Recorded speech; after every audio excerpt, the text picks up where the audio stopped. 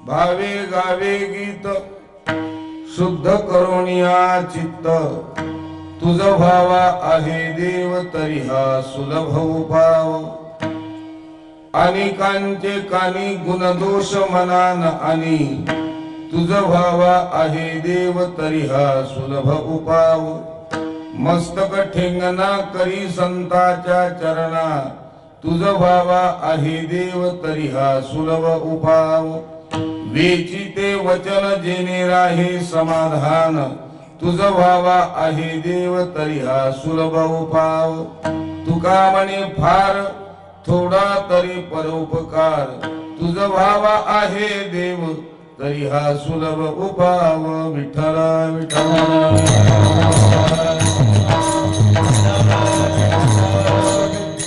समचरण सरोजम सांद्रणीलामुदाभम जगन्निहित पाणिं मंडनं मंडनानां तरुण तुलसीमाला कन्नरं कन्यनेत्रं सदैधवलहासं विठ्ठलं चिन्तयामि पांडुरंगाकर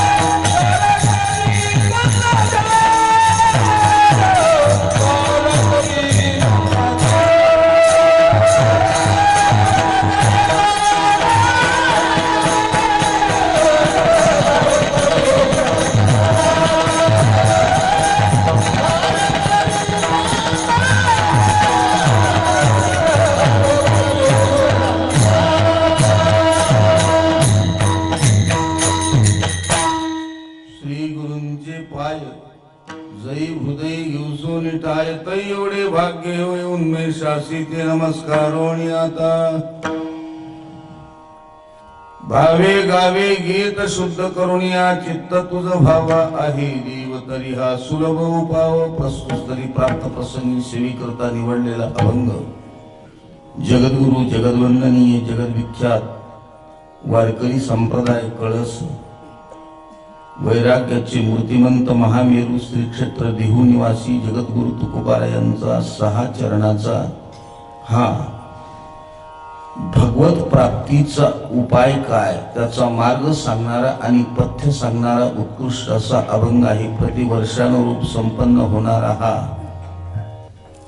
आपल्या गावातील नामोत्सव नामचिंतनात्मक असणारा सोहळा याही वर्षी मोठ्या संपन्नतेने साजरा होत आहे. सर्वांच्या सर्वतोपरी सहकार्याने तळमळ धनाने नीतीने न्यायाने सदाचाराने गतीने स्थितीने आणि हा संपन्न होत असतो तसा याही वर्षी होत आहे. ही गुणीजन मंडळी गायक वादक हरिभक्तीपरायण दबडे महाराज यांच्या सर्वतोपरी असणाऱ्या सहकार्याने आपणाला प्राप्त होतात आणि त्यामुळे आगळा वेगळा आनंद समस्त ग्रामस्थ मंडळींना चाखण्याकरता मिळतोय. गाव लहान असो वा मोठं असो पण असा हा आनंद चहूकडेच असतो असं नाही. कारण त्याकरता गर्दी पाहिजे का गर्दी पाहिजे. गर्दी पुष्कळ असू द्या आणि गर्दी जर नसले तर राग आळवितो नाना आणि काय गातो ते कुणाला काहीच कळेना त्याचा काय फायदा. परंतु तुमच्या इथे गर्दी जरी कमी असली म्हणजे संख्यात्मक दृष्टिकोनातून विचार केला असताना तुम्ही म्हणाला मी ते एवढे सगळे हजर आहे तुम्ही सगळे हजर आहे पण संख्येचा विचार केला असताना वाडीच्या दृष्टिकोनातून अति प्रबल संख्या आहे. काल रात्रीला परभणी जिल्ह्यामध्ये पाथरी तालुक्यात एका संस्थांवर प्रतिष्ठानवर कीर्तन होतं.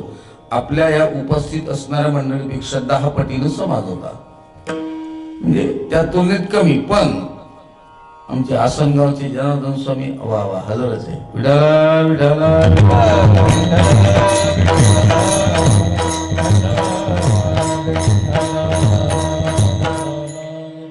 त्या परिसरातील एक संस्थांची त्या दिव्यता आहे आणि ती कीर्तन सेवा जी मिळाली मला वाडीमुळेच मिळाली.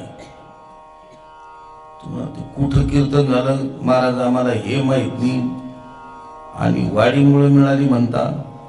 परंतु आता नानांच्या तेरवीच्या आपल्या श्राद्धाच्या निमित्ताने माझं कीर्तन झालं त्यावेळेला जनार्दन स्वामी म्हणजे जामदारी परिवारातीलच व्याही आसनगावकर हे हजर होते. त्यांनी कीर्तन संपल्यानंतर नानांच्या श्राद्धाच्या निमित्ताने ते म्हटले आम्हाला एक कीर्तन सेवा द्याल का. म्हटलं काही हरकत नाही.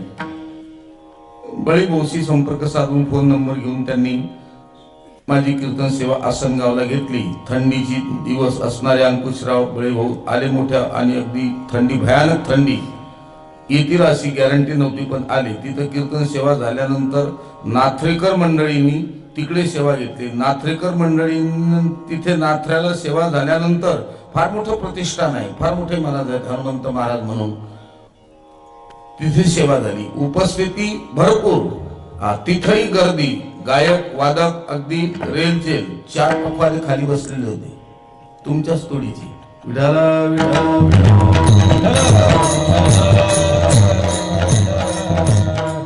खरं म्हणजे महाराज सप्ताह म्हटल्यानंतर त्या सप्ताहात जर गायक आणि वादक नसतील तर स्वयंपाकात मीठ नसल्यागत आहे. सगळा स्वयंपाक तयार झाला आणि मीठच टाकलं नाही तर त्याचा काही उपयोग नाही. तसं सप्ताहात 2 लाख लोक उपस्थित आहे सगळे गायक नाही वादक नाही शून्यवत आहे. आपल्या या छोट्याशा नगरीमध्ये तुम्ही एवढी मोठी ही गुणीजन मंडळी येते हा एक दुग्ध शर्करा योग आहे आणि त्यामुळे अति गोड असा आनंद सगळ्यांना चाखण्याकरता मिळतो.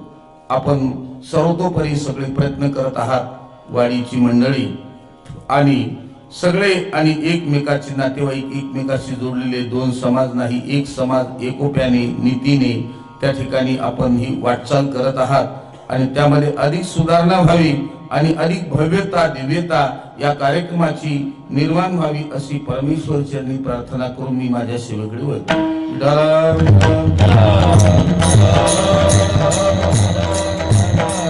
आवेगावे गीत शुद्ध करून या चित्त. तुकोबाराय या ठिकाणी एका साधकाला भगवत प्राप्तीचा उपाय सांगतात. देव हवा आहे का? मानवाला देव हवा आहे का? माणसाला देवाची गरज आहे का? हा पहिला मुद्दा. दुसरा मुद्दा, गरज जर आहे तर माणसं देवापासून दूर का जातात? हा दुसरा मुद्दा. देवापासून दूर गेलेल्या माणसाला तुकोबाराय उपदेश करतात का अखिल मानवजात समाजाला उपदेश करतात? हा तिसरा मुद्दा. देव सद्य स्थितीमध्ये आधुनिक तंत्रज्ञानाने विकसित झालेल्या या कॉम्प्युटर जगामध्ये आम्हाला देव आजही भेटेल का? हो, नक्की भेटेल. तो देव भेटण्याचा मार्ग कोणता? तोच मार्ग तुकोबारायांनी आजच्या अभंगामध्ये विस्तृत रीतीने त्याचं वर्णन केलेलं आहे. पहिला मुद्दा आहे, माणसाला देवाची गरज आहे का? माणूस हा पूर्ण आहे का अपूर्ण आहे? मानव तो कुठलाही असो, कोणत्याही जातीत असो, कोणत्याही धर्मात असो, कोणत्याही स्थितीत असो, कोणत्याही गतीमध्ये असो, आपल्या महाराष्ट्रात असो, भारत देशामध्ये असो, America, Thailand, Australia, Nepal, Bhutan, काही जे देश असतील त्या देशामध्ये असो, प्रत्येक माणसाला देवाची गरज आहेच. देवाची गरज नसलेला माणूस या भूतलावर कधी सुद्धा जन्म घेऊ शकत नाही. पण माणसाला देवाची गरज वाटत नाही, हा मोठा दुःखाचा भाग आहे. शोकांतिक आहे. मानवाला देवाची गरज आहे. कोणी म्हणेल आम्हाला देवाची गरजच नाही काळे महाराज. काय गरज आहे? सगळं अगदी पद्धतशीर आहे. सत्ता आहे, संपत्ती आहे, राहण्याकरता बंगला आहे, गाडी घोडी सगळं अगदी पद्धतशीर आहे, बायको मनासारखी आहे, सोयरे धायरे, मित्र गणगोत, इष्ट मित्र सखे सज्जन सगळे त्या ठिकाणी मुबलक प्रमाणात आहे. सत्ता त्या ठिकाणी चांगल्या प्रकारची आम्हाला आहे, धन दौलत घरी आहे, हे सगळं बरोबर आहे. म्हणजे देवाची गरज नाही का? देवाची गरज आहे. तुम्हाला एक साधा प्रश्न त्या ठिकाणी तुमच्या समोर मांडतोय. आपल्या सगळ्यांना देवाची गरज आहे. म्हणजे देव म्हणजे काय?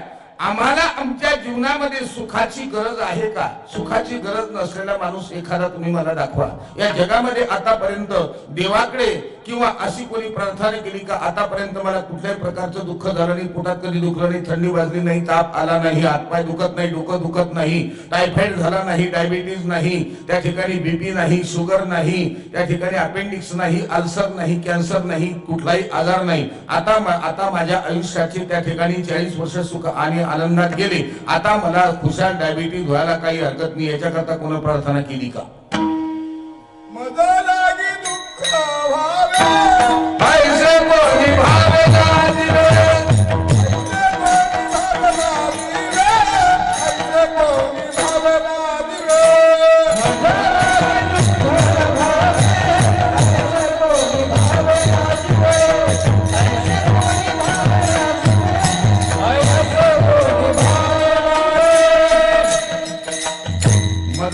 दुःख व्हावे ऐसे कोणी भावे ना जीवे.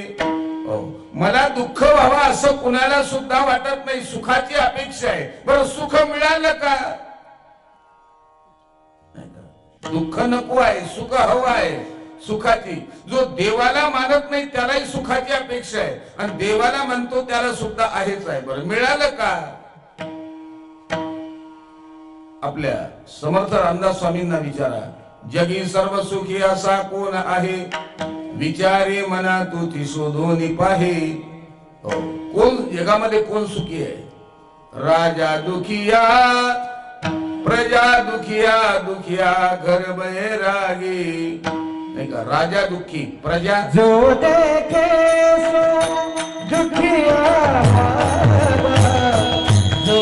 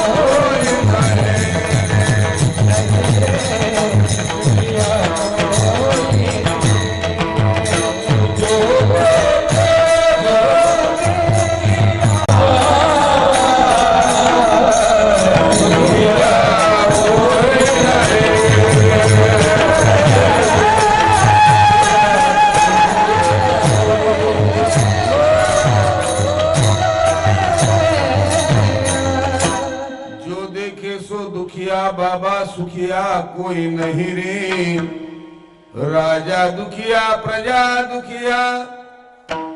सगळे दुःखीच आहे, कोण सुखी आहे? सुख अपेक्षित आहे, दुःखात उद्भिद्यते जंतु सुखम सर्वाय रुच्यते. मज लागी दुःख व्हावी ऐसी कुणी भावी ना जीवी. अखंड जी तळमळ आहे ती कशा करताय? सुखा करता का दुःखा करता? व्यापार सुखा करता का दुःखा करता? शेती सुखा करता का दुःखा करता? परमार्थ सुखा करता का दुःखा करता? पंढरपूरची वारी सुखा करता का दुःखा करता? चारीधाम यात्रेला गेला सुखा करता का दुःखा करता? पैसा मिळवतो सुखा करता का दुःखा करता? हे सगळं सुखा करता चालू आहे. मग सुखा करता चालू असताना सुख मिळालं का दुःख पदरात पडलं? पदरामध्ये दुःख पडलं. कोण सुखी आहे मला सांगा ना तुम्ही. एखाद्याला कस काय बरं आहे ना, बरं आहे का, बरं झालं, बरं आहे, बरं आहे. तुम्ही त्याच्या चेहऱ्यावरचे भाव पहा तुम्ही कशा. बरं आहे, बरं आहे. मागच्या वर्षीपेक्षा बरा. कशाचं महाराज, पाण्याच्या माहेचा पता नाही, काय बरं आहे. म्हणजे सुख का दुःख? दुःख. प्रपंच हा गरिबाचा असो अथवा श्रीमंताचा असो, त्याच्या वाट्यावाला दुःखच आहे, एवढंच आहे. गरिबाचं दुःख लहान असेल, श्रीमंताचं दुःख मोठं असेल, पण दुःख नक्कीच आहे. श्रीमंताचं दुःखही मोठं. आपल्याला वाटतं तसं नसतं. एका माणसाच्या पायामध्ये त्या ठिकाणी त्यानं जवळजवळ 25,000चा बूट आणला. काही सांगता का महाराज तिथे बसल्यानंतर? हो, 25,000चा बूट आहे. लागलं तर तुम्ही त्या ठिकाणी त्या मोबाईलवर एका इंटरनेटवर टाकून पहा. आता मी 2-4 दिवस झाले पाहिलं, 27,000 बुटाची किंमत आहे.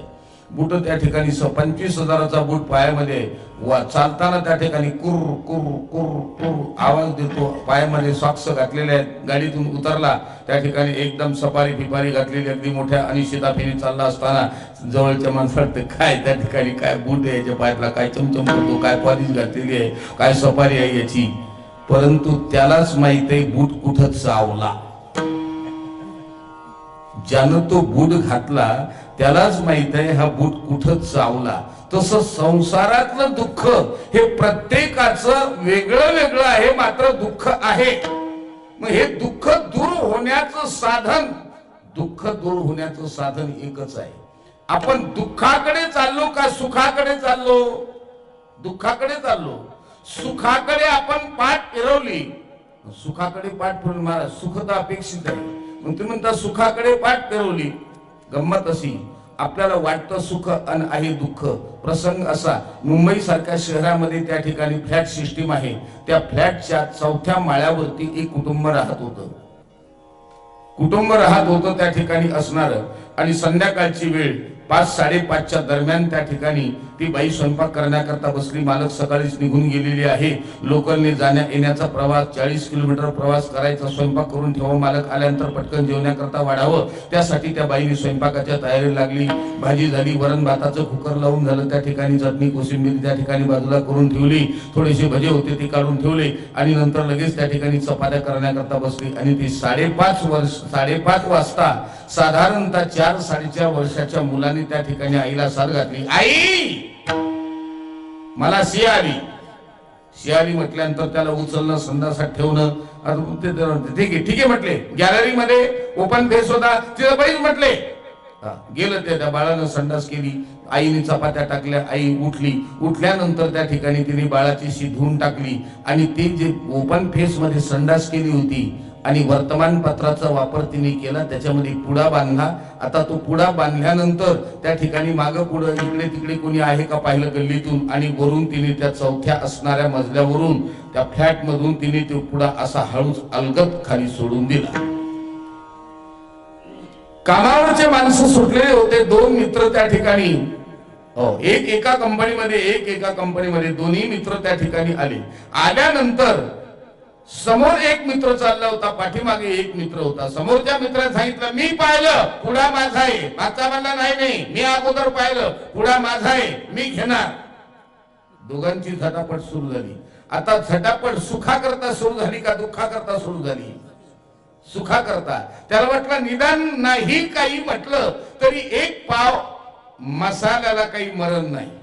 दुसऱ्याने विचार केला नाही काही म्हटलं तरी नक्कीच तिखटाची मिरची पूड त्या ठिकाणी नक्कीच असावी. दुसऱ्याने विचार केला नाही काही तरी चकना तरी असावा. संध्याकाळचं काम भागलं. दोघही एकमेकात त्या ठिकाणी धावले. एकाने तो पुढा उचलला, पटकन पुढे होता त्याने उचलला आणि आपल्या फुलपॅन्टच्या खिशामध्ये घातला. चालले, अरे काय म्हटले, काय हलकट आहे तू, मी बघितलं तू बघितलं, अर्धा अर्ध करू. नाही म्हटले मीच घेणार त्या ठिकाणी. नाही म्हटले मी अर्ध घेणार. दोन्ही मित्र होते, एकाच त्या ठिकाणी असणाऱ्या आणि चाळीमध्ये राहत होते. दोन्ही आणि शेजारी राहत असल्यामुळे नित्याचा संबंध. आणि दोघांनी सायकली शेअर, नाही अर्धा मी घेणार, त्याने अर्धा मी घेणार.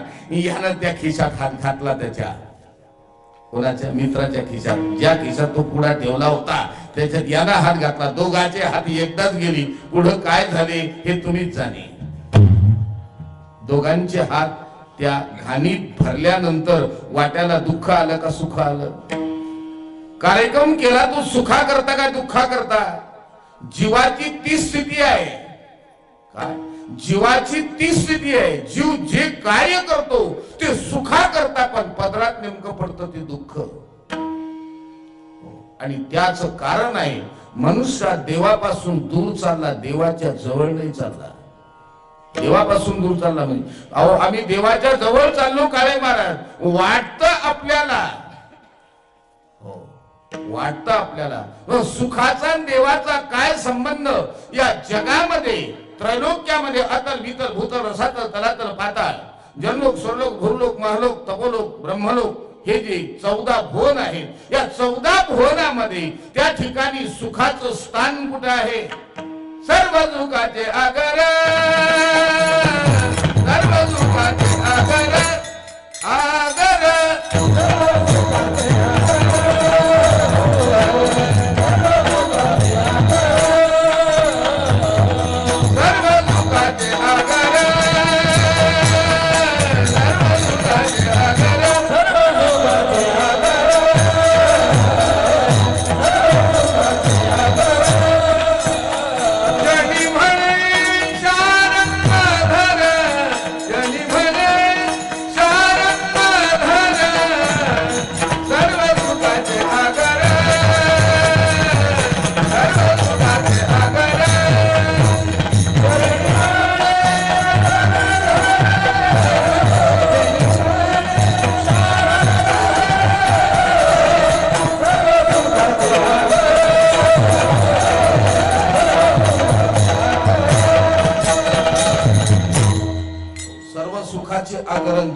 शारंगर अनेक प्रमाण आहे. सर्व सुखाचे आगर तू आवा विटेवर, सर्व सुखाचे आगर वापर कुमारीवर, सर्व सुखाचे आगर म्हणे नररी सोनार. सुख रूप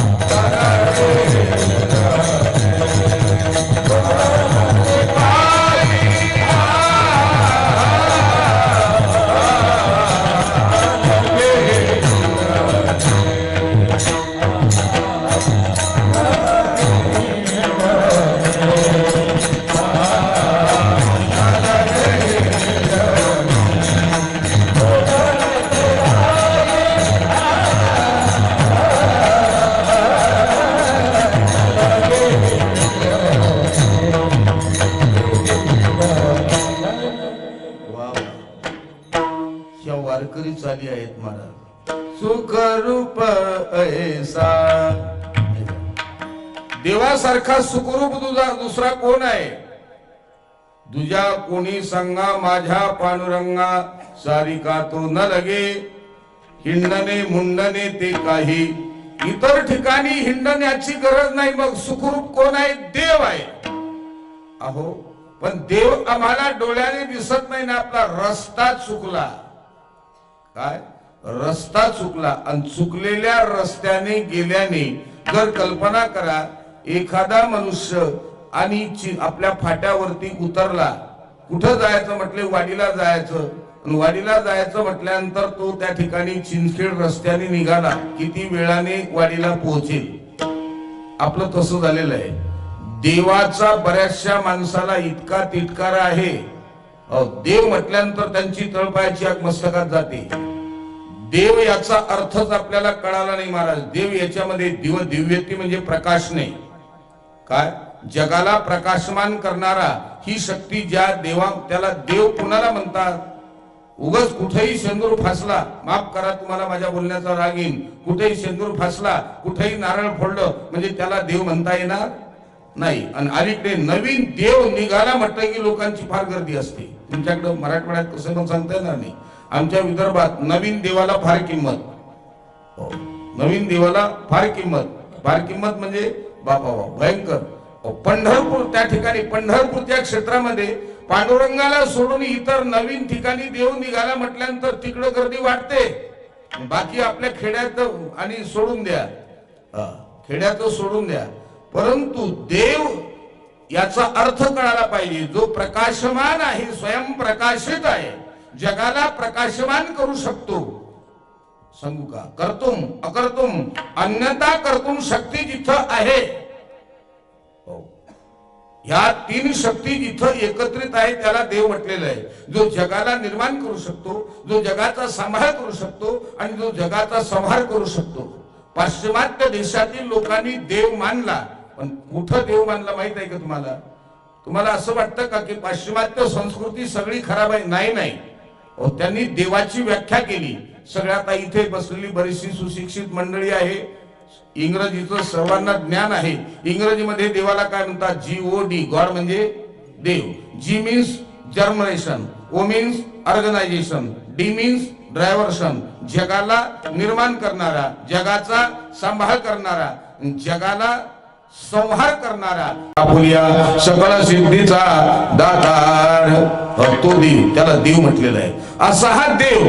बरं, त्या वेळेला चोखोबारायांना प्राप्त झाला, नामदेवरायांना प्राप्त झाला, तुकोबारायांना प्राप्त झाला, नरहरी महाराजांना प्राप्त झाला. मग आजच्या काळामध्ये आम्हाला प्राप्त होईल का? होईल. मग आम्हाला त्याच्यासाठी काय करावं लागेल? मग काही साधक मंडळी ज्यांना तुकोबाराय त्या ठिकाणी अस्तित्वात असताना देहूला पोहोचले आणि पोहोचल्यानंतर तुकोबारायाकडे गेले आणि त्यांनी तुकोबारायांना कैफियत सांगितली. काय सांगा म्हटले महाराज? 83,99,999 योनीमध्ये फिरत फिरत फिरत आम्ही या नरदेहाला प्राप्त झालो. आम्हाला हा नरदेह मिळाला आणि नरदेह मिळाल्यानंतर आम्हाला सत्संगतीने कळालं की देवाची प्राप्ती हा नरदेहातील मुख्य भाग आहे. पण आम्हाला देव मिळत नाही, आमची रस्ता चुकला, आम्ही विषयाकडे धाव घेत आहे आणि विषयामध्ये विषयी सुख आहे हे बोलण्याची सारखी नव्हे का? विद्युत स्फुरणे पाये जगा माझी.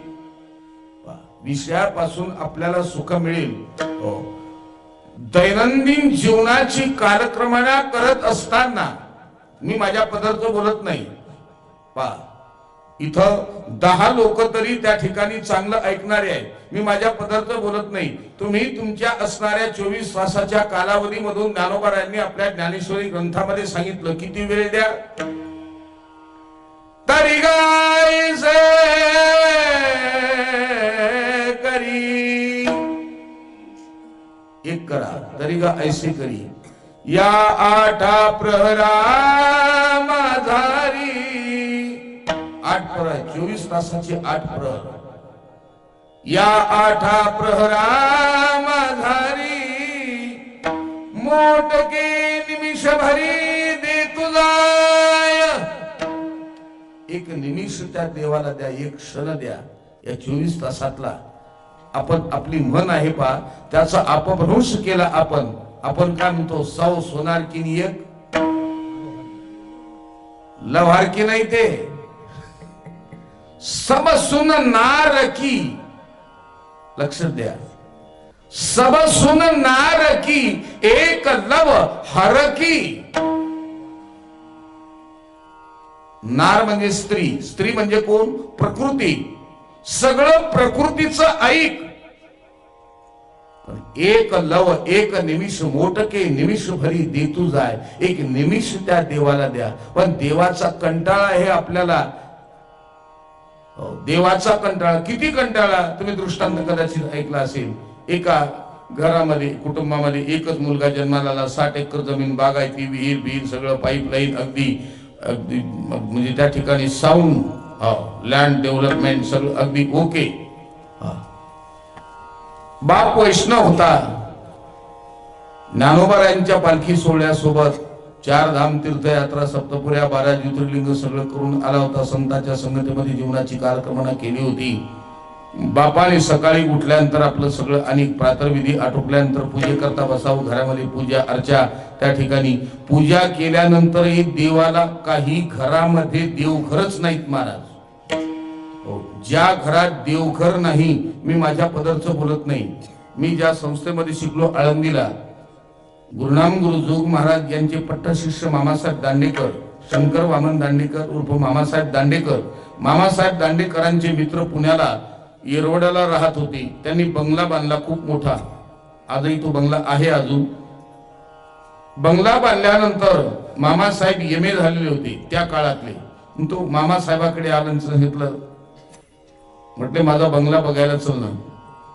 बराच आग्रह धरल्यानंतर मामासाहेब एक दिवशी त्यांची पद्मिनी प्रीमियर गाडी नेण्याकरता आली. गाडीमध्ये बसले बंगला बघण्याकरता येरवड्याला गेली. येरवड्याला गेल्यानंतर त्यांनी दाखवायला सुरुवात केली. ही त्या ठिकाणी कालची बैठक रूम आहे, ही वेटिंग रूम आहे, ही सिटिंग रूम आहे, ही त्या ठिकाणी अशा प्रकारे आणि बाथरूम आहे, इकडे हा संडास आहे, हा कंपाऊंड संडास आहे, तिकडे त्या ठिकाणी गेस्ट रूम आहे, ही वेस्ट रूम आहे, ही बेस्ट रूम आहे, ही स्लीपिंग रूम आहे. हे सगळं दाखवलं. वरचा मजला दाखवला, सगळे मजले दाखवले. 4 मजले त्या काळामध्ये बांधलेले 4 मजले दाखवल्यानंतर मामासाहेबांनी विचारलं, अरे हा तुझा सगळा बंगला बघितला म्हटले, पण या बंगल्यात कुठं देवघर दिसत नाही. म्हणे देवघराला जागाच नाही राहिली. ते मामासाहेब दांडेकर होते. तसेच आले आणि बूट घातला पायामध्ये. त्यांनी सांगितलं, या तुझ्या बंगल्यावर डबाभर घासलेट टाक आणि अंगार पेटीची काडी लावून दे. मामासाहेब येरवड्याहून आळंदीपर्यंत पायी चालत गेली. त्याच्या गाडीचा आश्रय नाही घेतला. पण ते मामासाहेब बोलत होते, ते काही काळे महाराज बोलत नव्हते. मामासाहेबांच्या मुखातून निघालेले वाक्य, मामासाहेब आळंदीला गेले, तो पुण्यात गेला, त्याने देवघराचं सगळं साहित्य त्या काळामध्ये खरेदी केलं, कारागीर पाहिला, गाडी भाड्याने केली, देवघराचं साहित्य आणलं, देवघर बांधलं आणि नंतर रात्री 11:30 वाजता आळंदीला पोहोचला. मामासाहेबांना उठवलं. मामासाहेबांना सांगितलं, मी अद्याप पाणी सुद्धा पिलो नाही, तुम्ही चला माझं देवघर पहा. आणि मग या मामासाहेब, तुम्ही जर विमुख आले असाल तर मला जगून करायचं काय.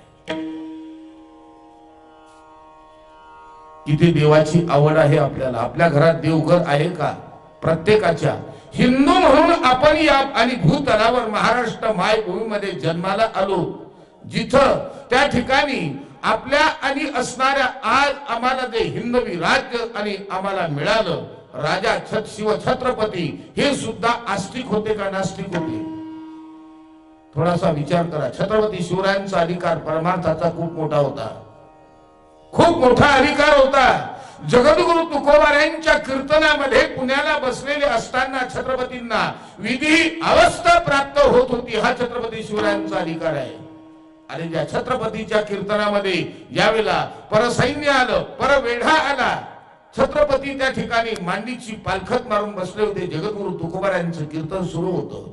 तुकोबाराय कीर्तन सांगत होते आणि गनिमांच्या लक्षामध्ये आलं की छत्रपती शिवाजी राजा तुकाराम महाराज के कीर्तन में विराजमान है, जाओ शिवा को पकड़ो और लाओ. बाजूने वेढा पडला वेढा पडल्यानंतर कीर्तनामध्ये तुकोबाराय रंगले होते आणि ऐकण्यामध्ये छत्रपती शिवाजी महाराज रंगले होते. आमच्या पांडुरंगाला चिंता निर्माण झाली, माझा शिवबा जर त्या ठिकाणी असणाऱ्या गरिबांच्या तावडीमध्ये सापडला तर हिंदवी राज्याचं साकारलेलं स्वप्न हे चक्राचूर झाल्याशिवाय राहणार नाही. भगवंताने अनेक शिवाजीचे रूप धारण केले आणि भगवान परमात्मा शिवाजी रूपाने नटून सगळ्या दारातून बाहेर पडला. शिवा भाग गया, शिवा भाग गया. सगळेच्या सगळे छत्रपतीच्या पाठीमागे गरीब पळाले आणि शिवाजी महाराज मात्र तिथेच होते. कीर्तन संपलं. बाकीचे लोक म्हटले शिवा भाग गया बोल रहे, शिवाजी महाराज तर म्हटले इथं बसलेले आहेत. आले तुकोबारायांच्या जवळ. तुकोबाराय छत्रपती शिवाजी महाराजांना भाव समाधी लागली होती. ब्रह्मांनी लागली टाळी, कोण या देहाते सांभाळी.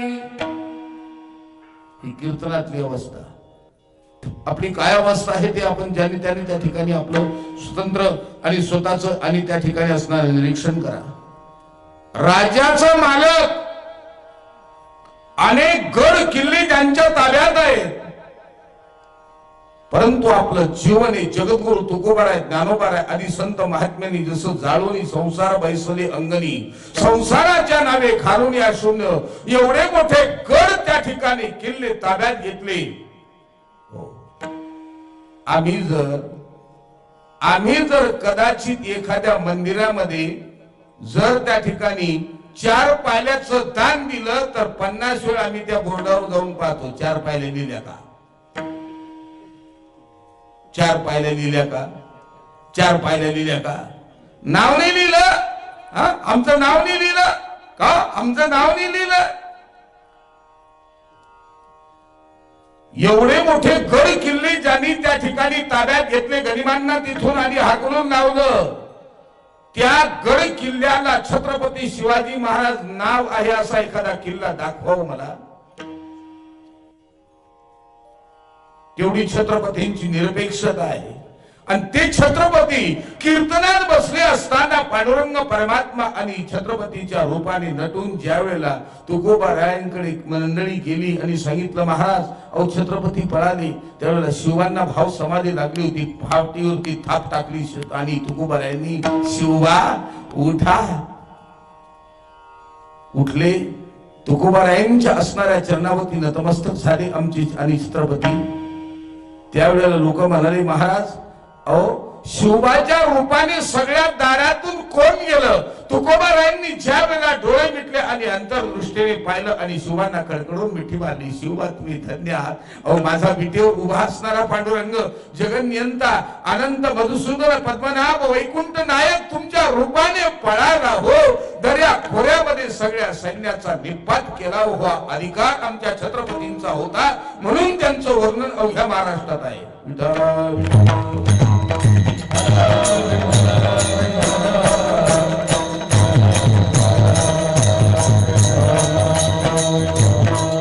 माफ करा, छत्रपती केवळ राजकीय क्षेत्रापुरता नका घेऊ, आपल्या जीवनाचा विचार करा आणि त्यांच्या अधिकाराचा विचार करा. देव छत्रपतींना भेटतो, आम्हाला का भेटणार नाही. आमच्या अंतकरणात तेवढं प्रेम तेवढा आणि असणारा आणि हे जिव्हाळा आहे का. तुकोबारायांच्या कीर्तनामध्ये छत्रपतींचं रक्षण करण्याकरता प्रत्यक्ष पांडुरंग परमात्मा येतोय. केवढा अधिकार आहे छत्रपतींचा. एक परमार्थिक दृष्टीने विचार करा, बाकीचा डोक्यात विचार आणू नका. म्हणजे राजकारण आणू नका, आपल्याला त्याची काही गरज नाही. महत्वाचा मुद्दा त्याच्या अलीकडचा काळ, त्याच्या अलीकडचा काळ, त्याच्या अलीकडचा काळ. आजही त्या ठिकाणी महाराज भगवान परमात्मा भेटेल तुम्हाला. कोणत्या साधनाचा आम्ही अवलंब करावा. काही साधक तुकोबाराकडे गेले आणि सांगितलं महाराज आम्ही अनंत साधन केली, कारण सुखरूप देवासारखा दुसरा या जगात कोणी सुद्धा नाही. कोण सुख देत तुम्ही पहा, कोणी सुख देत नाही. आता आमच्या बाबाजींनी प्रमाण दिलं, राजा दुखिया, प्रजा दुखिया, दुखिया घर वैरागी, हे सगळे दुखीच आहे. आणि दुःख अधिक 1 + 1 बरोबर किती होतात? 2. 1 + 1 बरोबर 2 होतात. आता 0 + 0 + 0 + 0 + 0 बरोबर किती? नाही 4-5 शून्य दिल्यानंतर बेरीज वाढायला पाहिजे ना, बेरीज नाही वाढत. तसं दुःख अधिक दुःख अधिक दुःख अधिक अधिक दुःख अधिक तुम्ही किती दुःख दुःख म्हणत गेलं तरी शेवटी दुःखच आहे. परंतु देवाशी ज्याचा संबंध आला, देवाशी ज्याचा संबंध आला, हो, त्याच्या जीवनामध्ये त्या ठिकाणी दुःख उरतच नाही, दुःख शिल्लकच राहत नाही. हो, त्यांनी सांगितलं महाराज हो बरोबर आहे, तुम्ही म्हणताय बरोबर आहे. दुःख आणि सुखरूप देवच आहे. सुखरूपायचा तुझ्या कोणी सांगा माझ्या पांडुरंगा सारी का तू, हे बरोबर आहे नाही का. सुख सागर परमानंद गोपी गोपाळा गोधना छंदो पक्षी श्वापती जायचा विदू वाहे गोविंदो पावा छंदे, कितीतरी प्रमाण आहे. देवासारखा सुखी या जगात देव सुखरूप आहे, सुखाचा सागर आहे, हे बरोबर आहे. पण हा सुखाचा सागर भेटण्याकरता आम्ही तर खूप उपाय केले. तुकोबारांनी विचारलं काय उपाय केले. एकानं सांगितलं माझं लग्न होत नव्हतं, मी लग्न केलं, देव भेटेल का. एकानं सांगितलं काय सांगू, म्हटले आमचा व्याही इतका ऐश्वर संपन्न आहे पण तरी देव भेटला नाही. एकानं सांगितलं माझा साडू इतका आणि रूप संपन्न आहे तरी देव भेटला नाही. एकानं सांगितलं माझा मावस भाऊ त्या ठिकाणी एवढा सत्ताधिष्ठित आहे, आमदार आहे, तरी देव भेटला नाही. यांच्याने देव भेटणार नाही. मग देव भेटण्याकरता तुकोबार आहे कोणत्या साधनाचा आम्ही अवलंब करावा. तुकोबार अभंगाच्या प्रथम चरणामध्ये गावे गावे गीत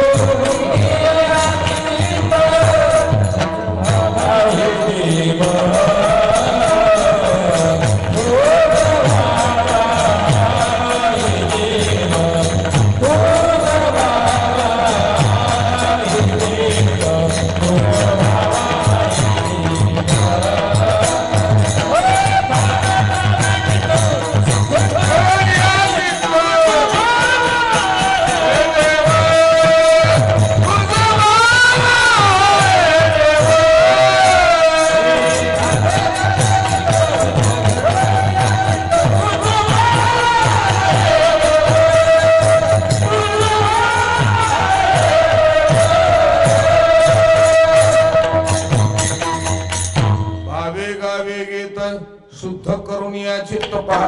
देव प्राप्तीचा उपाय सांगितला. काय सांगितला.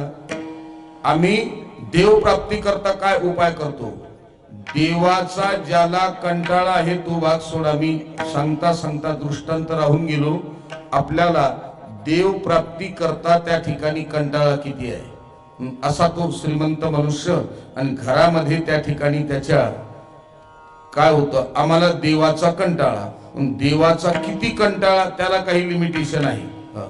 ठीक आहे काही कारण असेल प्रपंचाचं सुखाचं दुःखाचं देवाकडे नाही गेला की देवाला काही माणसं किती कंटाळलेली आहे. आणि तुकोबार उपाय सांगतात किती कंटाळे. मग त्याने त्या ठिकाणी मला सांगितलं बाबा सकाळी उठल्यानंतर स्नान करत जा लवकर. विष्णू सहस्रनाम घे. ओम विश्वम विष्णू षडकार भूत प्रभू भूतकृत भूतभूत भाव भूतात्मा भूत भावना भूतात्मा परमात्मा मुक्ता.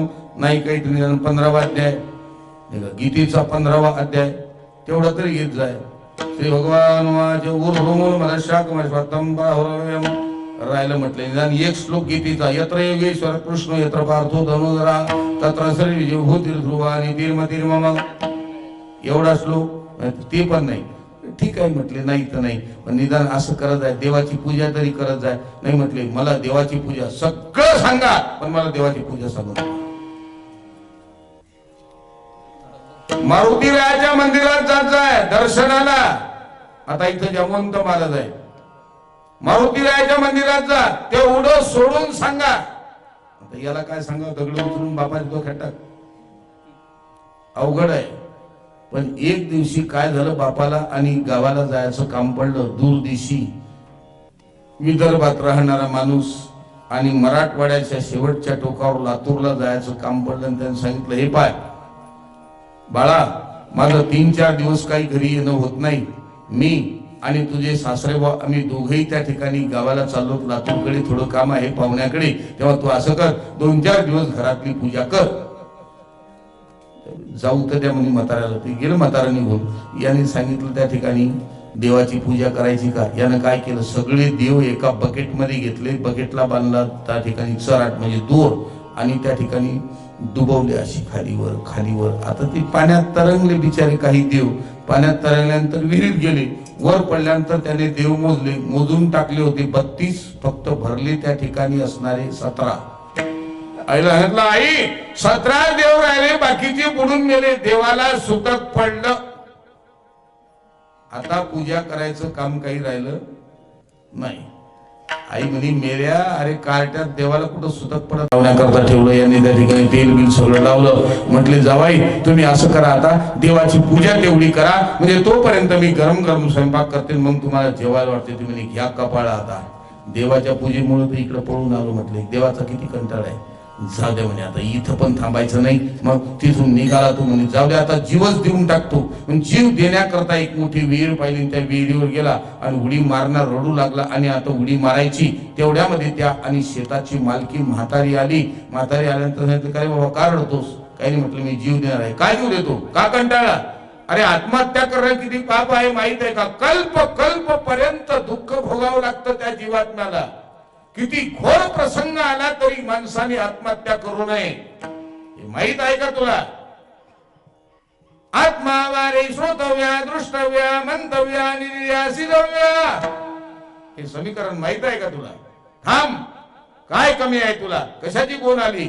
मला मुलगा नाही, मला मुलगी नाही, मी एकटीच आहे, मला जाऊ नाही, माझ्या मालकाला भाऊ नव्हता, मी एकटीच आहे, काळजी करू नको. ही 32 एकर जमीन सगळी त्या ठिकाणी असणारी पाण्याची आहे माझी. अजिबात तुला काही कमी पडू देणार नाही. लग्न झालं नसेल, लग्न करून देईन, काहीच करायचं नाही. आपल्या जागेला लागून आमच्या मालकानी विठ्ठलाचं मंदिर बांधलं. सकाळ संध्याकाळ विठ्ठलाला दिवा लावायचा, विठ्ठलाची पूजा करायची, बस दुसरं काहीच करायचं नाही. त्याच्यामुळं तर जीव देऊन राहिलो म्हणजे मी का मूर्ख आहे का जीव द्यायला. मला काय जमिनीला कमी आहे का पैशाला कमी. इतके देवाच्या बाजूला गेलेले माणसं. आणि तुकोबाऱ्या सांगतात, बाबा अरे तुला देव हवा आहे ना, भावे गावे गीत, तू भावाने गीत गा. मग आता भावाने गीत गा म्हणजे काय. आता भावे गावे भावगीत नाही बरं. गीत, गीत म्हणजे गायन, गायन म्हणजे गाणे म्हणजे गायन. आता गीत आल्यानंतर गायनाशी संबंध येतो. गायनाशी संबंध आला म्हणजे आता काही म्हणतात गीत गायचं देवाचं, हे भावगीत हे देवा करता चालत नाही. देवाला आळवण्याकरता फक्त संतांच्या असणाऱ्या अभंगाचीच गरज आहे. आणि अभंगामध्ये जे विधान केलं आम्हाला, तुम्ही गीत गा, गीत गा. एक मनी महाराज गीत गायला सांगितलं ना, मग मी गातो. राष्ट्र गीतच आहे, ते राष्ट्राकरता आहे, देवा करता नाही. मग इतर जे लोक गीत गातात ना मंडळी, बरीचशी गीत गातात, पण त्या गीतामध्ये काही तेवढं म्हणजे वजन म्हणजे ताकद नाही, शक्ती नाही. संतांच्या अक्षरामध्ये ताकद आहे. बिंब तरी बचकी ईवडी प्रकाशासी त्रैलोक्य ठोकडी. तुकोबारायांच्या अभंगात ताकद आहे. काही फडकरी मंडळी आहे, कदाचित त्यांना कल्पना असेल. गंगू काका शिरवळकरांच्या फडावर त्या ठिकाणी विनेकरी होते, गोरोबा म्हणून. तुमच्या परिचयाचे असतील तर पहा. त्या गोरोबांच्या जीवनामध्ये 42 वर्ष एक प्रश्न निर्माण झाला होता. आणि गंगू काका शिरवळकरांच्या फडाशी माझा घनिष्ठ संबंध. तिथे आता धोंडोपंत दादा शिरवळकर आहे. धोंडोपंत दादा त्यांच्या आई साहेब, आम्ही त्यांना आई साहेब म्हणतो, ते म्हटले अरे दादा, धोंडोपंत दादांना, अरे दादा गोरोबाचा प्रश्न काळे महाराजांना तरी विचारून पहा म्हटले. प्रवचन आहे त्यांचं ठेवलेलं, आज त्या फळावर बसून कीर्तन चालत नाही, उभ्याने त्यांचा नियम आहे. माझ्या शरीराचं वाटलं झाल्यामुळे बसून कीर्तन आहे. ठीक आहे म्हटले. मग दादानी मला बोलवलं बाजूला, म्हटले गोरोबांचे काहीतरी प्रश्न आहेत, एका राहुटीमध्ये बसून तुम्ही विचारा त्यांना, मी पाठवतो. बसलो आम्ही राहुटीमध्ये, राहुटी बंद करून घेतली. गोरोबा काका आली, बसल्यानंतर आम्ही बसलो दोघच जण त्या ठिकाणी. म्हटलं काय त्यांनी त्यांचं काय दुःख होतं ते सांगायला सुरुवात केल्यानंतर आम्ही त्याच्यावरती चिंतन अभ्यास करून आणि त्यांना सांगितलं, काका तुम्हाला आणि तुमच्या कुलदेवतेचा शाप आहे आणि त्या कुलदेवतेच्या शापामुळे तुम्हाला त्रास होऊन राहिला, तुम्हाला तुळजा भवानीची उपासना करावी लागेल. त्याने सांगितलं, बुवा महाराज बाबा तुम्ही जे काय असाल ते असाल, पांडुरंग तुकोबाराय ज्ञानोबाराय संतांची तत्वप्रणाली सोडून मला दुसरं काही सुद्धा सांगू नका. याच्यातलं जर तुम्हाला सांगता येत असेल तर मला सांगा, नाही तर मला माझ्या कामाला जाऊ द्या, माझा नियमाच्या भजनाचा टाइम झाला. तुमच्या सगळ्यांच्या आशीर्वादाने, सद्गुरूंच्या कृपेने आणि आई वडिलांच्या पुण्याईने फार मोठ्या लोकांचा सहवास आम्हाला घडल्यामुळे मी चटकन गाथा त्या ठिकाणी जवळ घेतला आणि गाथातला अभंग काढला. आपल्या वाङ्मयामध्ये फार मोठी ताकद आहे, फार मोठी शक्ती आहे. वाङ्मय इतकं सामान्य समजू नका. हरिपाठ म्हणजे सामान्य नाही, हरिपाठ म्हणजे सामान्य नाही. तुकोबारायांचा एक एक अभंग सामान्य नाही. ज्ञानोबारायांची ज्ञानेश्वरीची एक एक ओवी ही सामान्य नहीं. बहुत बढ़िया शक्ति और ताकत है उसमें, फार शक्ती संपन्नता आहे. मी गाथा काढली, गाथा काढल्यानंतर अभंग तो बघितला आणि अभंग काढल्यानंतर सांगितलं, या अभंगाचं तुम्ही चिंतन करा. दररोज कमीत कमी 108 वेळेला हा अभंग म्हटला गेला पाहिजे. नक्की 101% तुमची समस्या सुटल्याशिवाय राहणार नाही. पहा बरं काळे महाराज, म्हटलं मला तुम्ही असं करा, तुमच्या वेळेला 21,000 या अभंगाचा जप होईल, त्यावेळेला मला एक तुम्ही पत्र पाठवून द्या. काय ताकद आहे तुकोबारायांच्या अभंगामध्ये महाराज. काय प्रकार झाला माहित आहे तुम्हाला? फक्त 1100 वेळेला त्या अभंगाचं आणि पारायण झाल्यानंतर एकाच अभंगाचं 1100 वेळेला 6 दिवसामध्ये त्या आणि विनेकरांनी त्याचं आणि पारायण केलं. आणि पारायण केल्यानंतर त्यांची ती समस्या 7व्या दिवशी आपोआप त्या ठिकाणी हलाहल झाली, सुटली. पत्र लिहिलं आणि सांगितलं, काळे महाराज जगद्गुरु तुकोबारायांच्या असणाऱ्या सेवेमध्ये मी होतो, परंतु तुकोबारायांच्या अभंगाची ताकद मला आज कळाली. तुमच्याही जीवनात एखादी गोष्ट अशक्य जर होत नसेल तर तो अभंग त्या ठिकाणी दररोज वाचा. अशक्य ते तुम्हा नाही नारायणा निर्जीव चेतना अनायासी, ही ताकद जगद्गुरूच्या अभंगाची आहे. म्हणून आमचा हा परमार्थ, आमचा हा संप्रदाय, जोपर्यंत चंद्र सूर्य आहे तोपर्यंत याला कोणी दखल अंदाजी करू शकत नाही. नवे नवे जोपर्यंत संप्रदाय आहे तोपर्यंत चंद्र सूर्य आहे.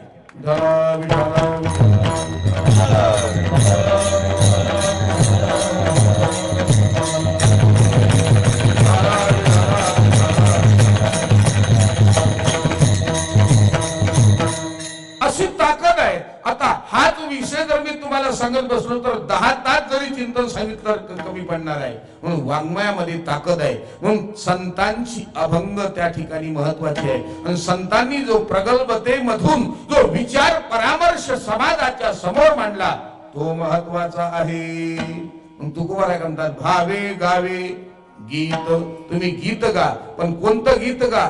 रामकृष्ण गीती गाता, रामकृष्ण गीती गाता, रामकृष्ण गीती गाता, काळ चुकड्या वाजवेता, काळ चुकड्या वाजवेता, काळ चुकड्या वाजवेता, काळ चुकड्या वाजवेता. चांगले आपुल्या नाचता, चांगले आपुल्या नाचता,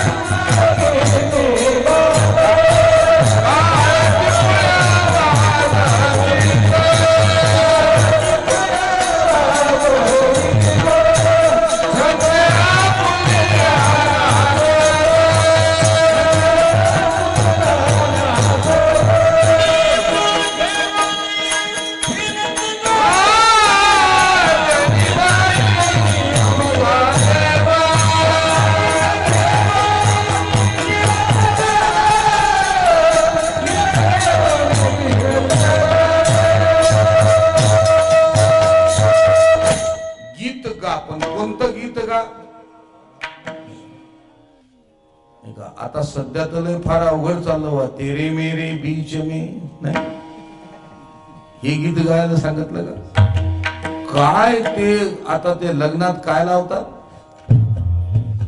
डीजे त्याचा आवाज बी कमी चालत नाही त्याला शपथ घातल्या जाते डीजे तुला आईची शपथ आहे आवाज वाढव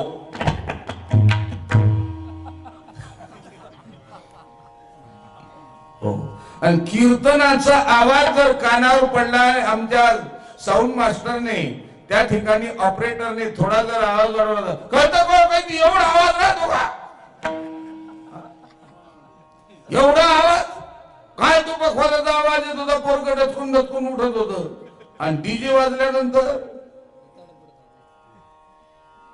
डीजे वाजल्यानंतर डीजे जर वाजला तर माणसं आपोआपच उड्या मारतात अहो त्या बीडला एक 3 वर्षाची घटना एक म्हातारा माणूस 72-73 वर्षाचा म्हातारा ते नवरदेव निघला नवरदेव निघल्यानंतर दुपारी 1:30चा टाइम म्हातारं त्या ठिकाणी पेलं बैतल ते नाचलं त्या शिवाजी महाराजांच्या झालेली घटना आहे शिवाजी महाराजांच्या पुतळ्याजवळ आलं आणि आल्यानंतर नाचलं पिऊन नाचलं नाचल्यानंतर थंडीगार बिस्लरी घेतली जशी बिसरी आत टाकली पहिलं गरम आणि थंडी बिस्लरी टाकली वरून ऊन मेलं ना ते म्हातारं लोक म्हणायला लागले पोरीचा पाय गुन्हे आता पोरी सांगितलं होतं काय म्हाताऱ्याला तू दारून घेऊन नाच म्हणून काय माणसं कसा विचार करतात काही समजत नाही का गा तुम्ही पण काय गा रामकृष्ण गीती गात टाळ चिपुड्या वाजवीत छंदे आपुल्या नाचत निज घेऊन फिरत गा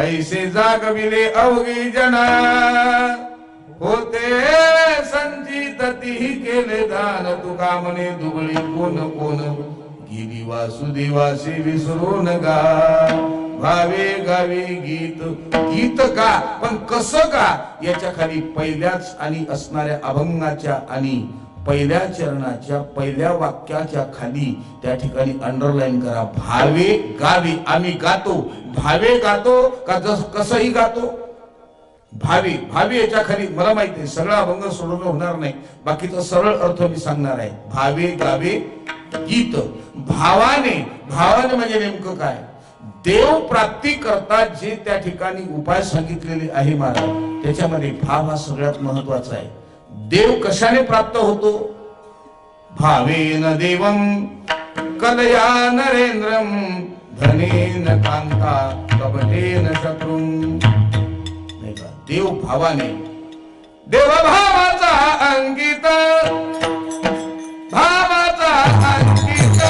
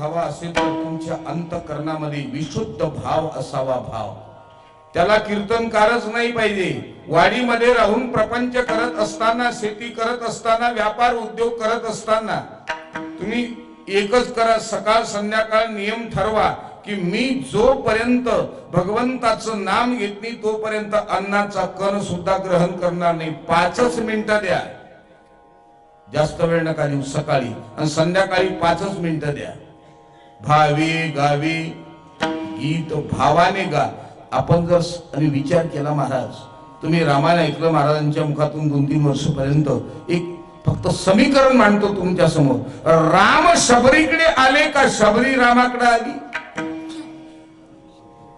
राम शबरीकडे आले नाही शबरी रामाकडे नाही गेली एक महत्वाचा मुद्दा आहे. चला दुसऱ्या चरित्र भागाकडे चला. दुसरा सगळ्या भक्तांची तत्वप्रणाली तीच तुम्ही पहा. तुकोबा रायांच्या असणाऱ्या जीवनामध्ये एवढं मोठं दुःख ओतलं, दुःख निर्माण केलं. तुकोबा रायांनी भगवंताला अशी कुठं याचना केलेली आहे का, देवा माझ्या घरात काहीच नाही तेव्हा आता माझ्या घरात सुबत्ता निर्माण कर? नाही, नाही केलं, कधीच नाही. अहो ज्या वेळेला तुकोबारायांची अर्धांगिनी पत्नी गेली, दुष्काळ पडला, द्रव्य संपलं, काही राहिलं नाही. दुष्काळे आटीला द्रव्य नेला माळ, स्त्री के अन्न अन्न करिता मेली. आणि देव तुकोबारायांना प्रश्न विचारतात, कस काय देवा? आपले तुकोबाराया बरं आहे का?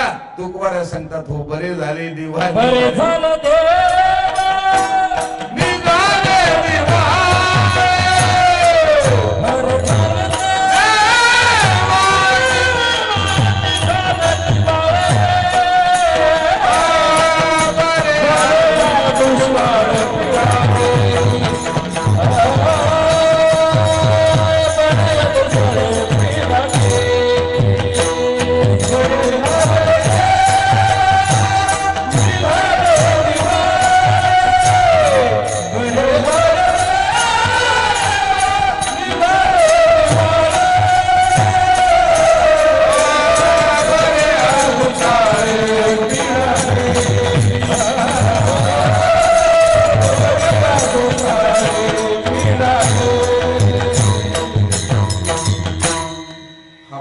अंतःकरणात तुकोबारायांचे भाव याच्या खाली अंडरलाईन करा आणि याला महत्व द्या.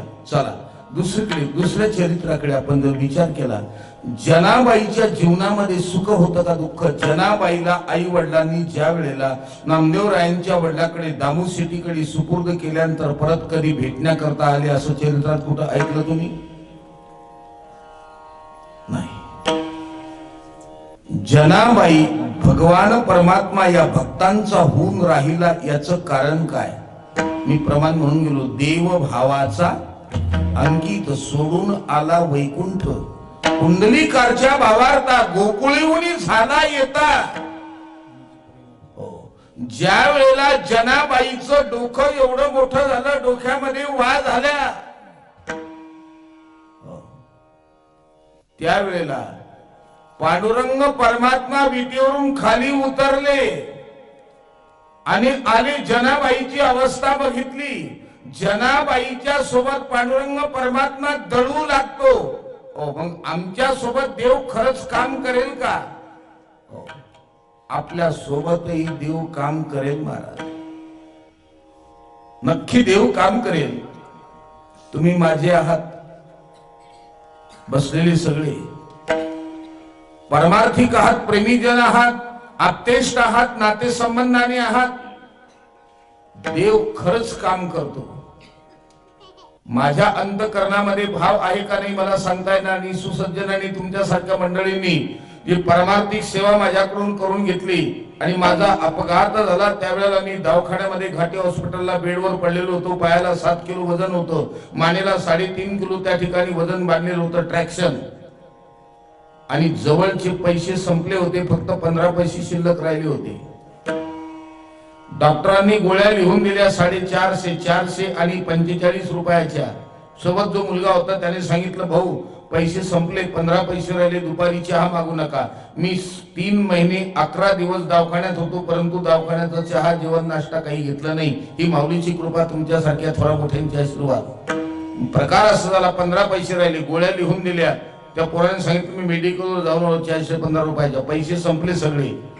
मी मनाशी विचार करू लागलो, पांडुरंगा हे जगन्यंता परमेश्वरा, मी उठून बाहेर जाऊ शकत नाही. औरंगाबाद मध्ये 10 स्नेह आहे पण फोन नंबर नाही. त्यावेळेला मोबाईल नव्हते, अलाउड नव्हते, म्हणजे मोबाईल अस्तित्वात नव्हता. 1993 ची ही घटना. करावं काय आता? देवा प्रारब्धाने हा प्रसंग आला माझ्यावरती, पण आता हा निवारण करण्याकरता माझ्यामध्ये शक्ती आता नाही.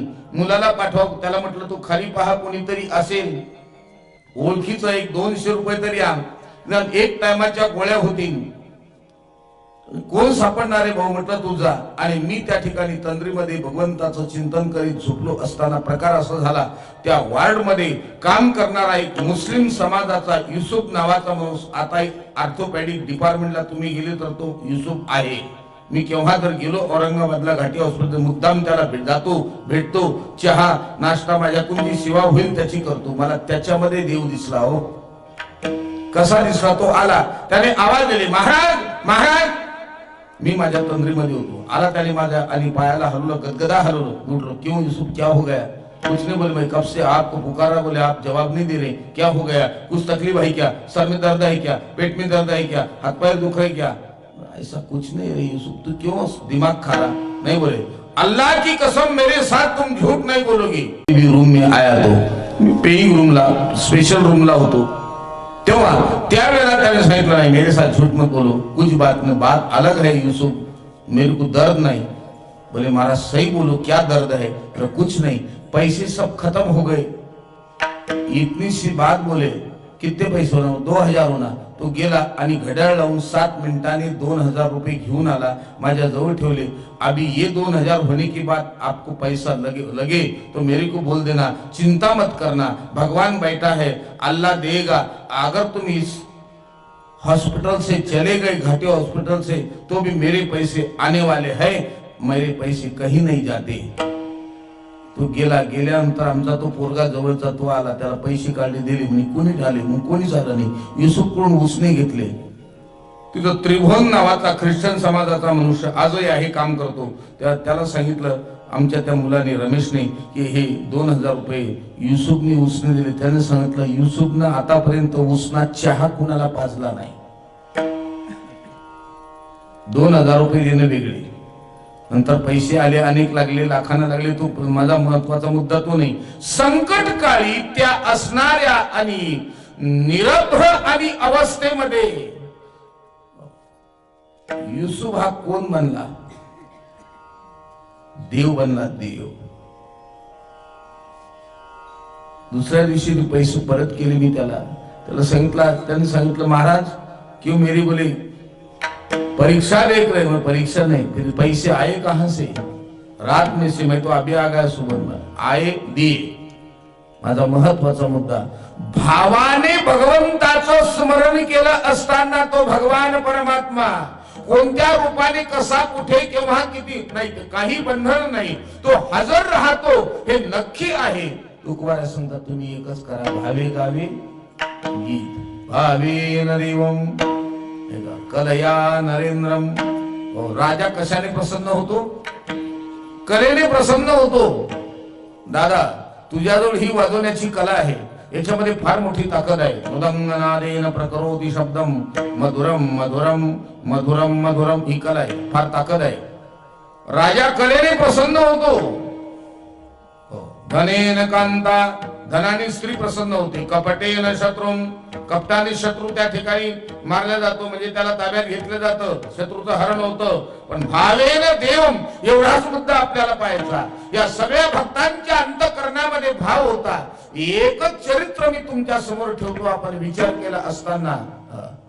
दरिद्री ब्राह्मण, दुःखे सुदामा ब्राह्मण, दुःखे दरिद्री पिढीला, मुष्टी पोये घेऊन या, त्याचे भेटीला गेला, शुद्ध भाव रे कोणी या, गाव सोनियाचा दिला, विठोबाचा धर्म जागो, त्याचे त्यांनी लक्ष लागो.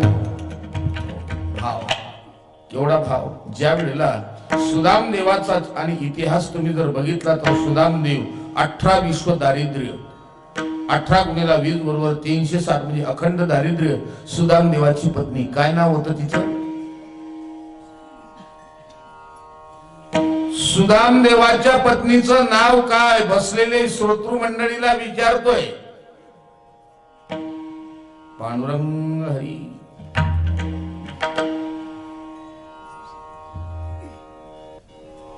तुम्ही जे आतापर्यंत कीर्तन ऐकता, रामायण ऐकता, भागवत ऐकता, आणि सुदाम देवाच्या पत्नीचं नाव तुम्हाला सांगता यायला पाहिजे. जाऊ दे, ठीक आहे, तुम्हाला येत नाही, मी सांगतो, आता लक्षात ठेवा.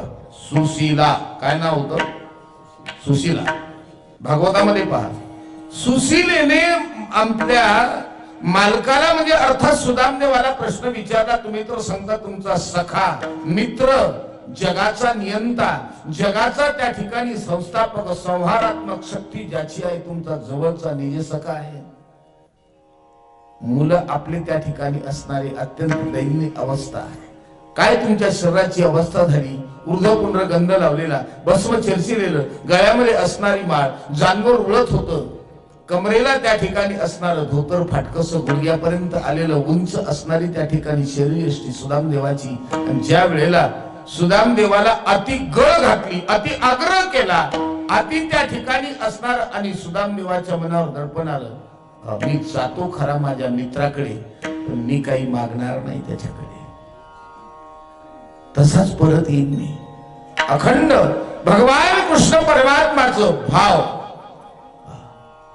अखंड चिंतन करणारा हा आणि सुदामदेव, मैं जा रहा हूं, मी जातो, पण मी मागणार नाही, आणि कृष्णाला मागणार नाही. सखी ते मतवा, माझा तो सखा आहे, हे बरोबर आहे, पण मी मागणार नाही. पण 3 लोकांकडे जाताना खाली हाताने जाऊ नये. देव, राजा आणि संत. रिक्त पाने न गच्छेत राजानाम देवतांगुरु. पाणी म्हणजे हात, रिक्त म्हणजे मोकळा, गच्छेत म्हणजे जाणे, गम गच्छेती म्हणजे जाणे. मोकळ्या हाताने देव, राजा, गुरुकडे, संताकडे कधी जाऊ नये. पण नेना करता काही नव्हते. चिमणी जर ओरडली महाराज दुपारच्या टायमाला, तर सुदामदेवाच्या घरामध्ये नेण्याकरता काही नव्हतं. पण अंतकरणातला विशुद्ध भाव जो होता तो फार मोठा होता सुदामदेवाचा. सुदामदेव झोपले तरी मुखातून नामस्मरण येत असे, नामस्मरण येत असे. कृष्ण कृष्ण महायोगीन नित्य त्या ठिकाणी श्रीकृष्ण गोविंद हरे मुरारे हे नाथ नारायण वासुदेव. अखंड भगवंताचं चिंतन करावं, जीवनाची कालक्रमणा करावी, भिक्षुकी करावी, त्याच्यावर आपला उदरनिर्वाह करावा. सुदामदेवाला पत्नीने सुशीलेने अति आग्रह केला. दुपारची असणारी वेळ, आणि दुपारच्या वेळेला त्यांनी मुलं भाकरी मागू लागले. आई, पोटाला भूक लागली का? पोटात घालण्याकरता काहीतरी दे. बाळांनो, काही नाही रे. होत ते सकाळी दिलं. सुदामदेवाच्या डोळ्यातून अश्रूंच्या धारा वाहू लागल्या. कोण हे प्रारब्ध, कोण हे दुःख, कोण माझ्यावरती त्या ठिकाणी असणारे संकट ओढवलं. अरे अरे, माझं प्रारब्ध इतकं खराब आहे. असो, ठीक आहे, तू म्हणते तर मी जातोय, पण ये, मी देवाकडे मागणार नाही ग काही. नका मागू, पण जाऊन तर या, भेट घेऊन तर या. तो द्वारकेचा राजा आहे, आणि राजा त्या ठिकाणी प्रसन्न झाल्यानंतर तुम्हाला काही देईल. देणार नाही, मी मागणार नाही, ठीक आहे. पण भगवंताकडे जात असताना काहीतरी द्यायचं म्हणून फाटकं उपरणं होतं. त्या फाटक्या उपरण्यामध्ये 3 मोष्टी पोहे 3 ठिकाणी बांधले. सुदामदेवाने आपल्या खांद्यावरती टाकले. अनवानी पायाने कमरेच्या ठिकाणी असणार गुडघ्यापर्यंत धोतर, अंगावर एक फाटकासा पंचा टाकला, आणि त्या ठिकाणी आमचे सुदामदेव निघाले भेटण्याकरता भगवान कृष्ण परमात्माला. श्री कृष्ण गोविंद हरे मुरारे हे नाथ नारायण वासुदेव. रस्त्याने निघालेले आहे. चले श्याम सुंदर से मिलने सुदामा, चले श्याम सुंदर से मिलने सुदामा, चले श्याम सुंदर से मिलने सुदामा, चले श्याम सुंदर से मिलने सुदामा. जात जात मन में, जात जात मन में, हरे कृष्ण रामा, हरे कृष्ण रामा. चले श्याम सुंदर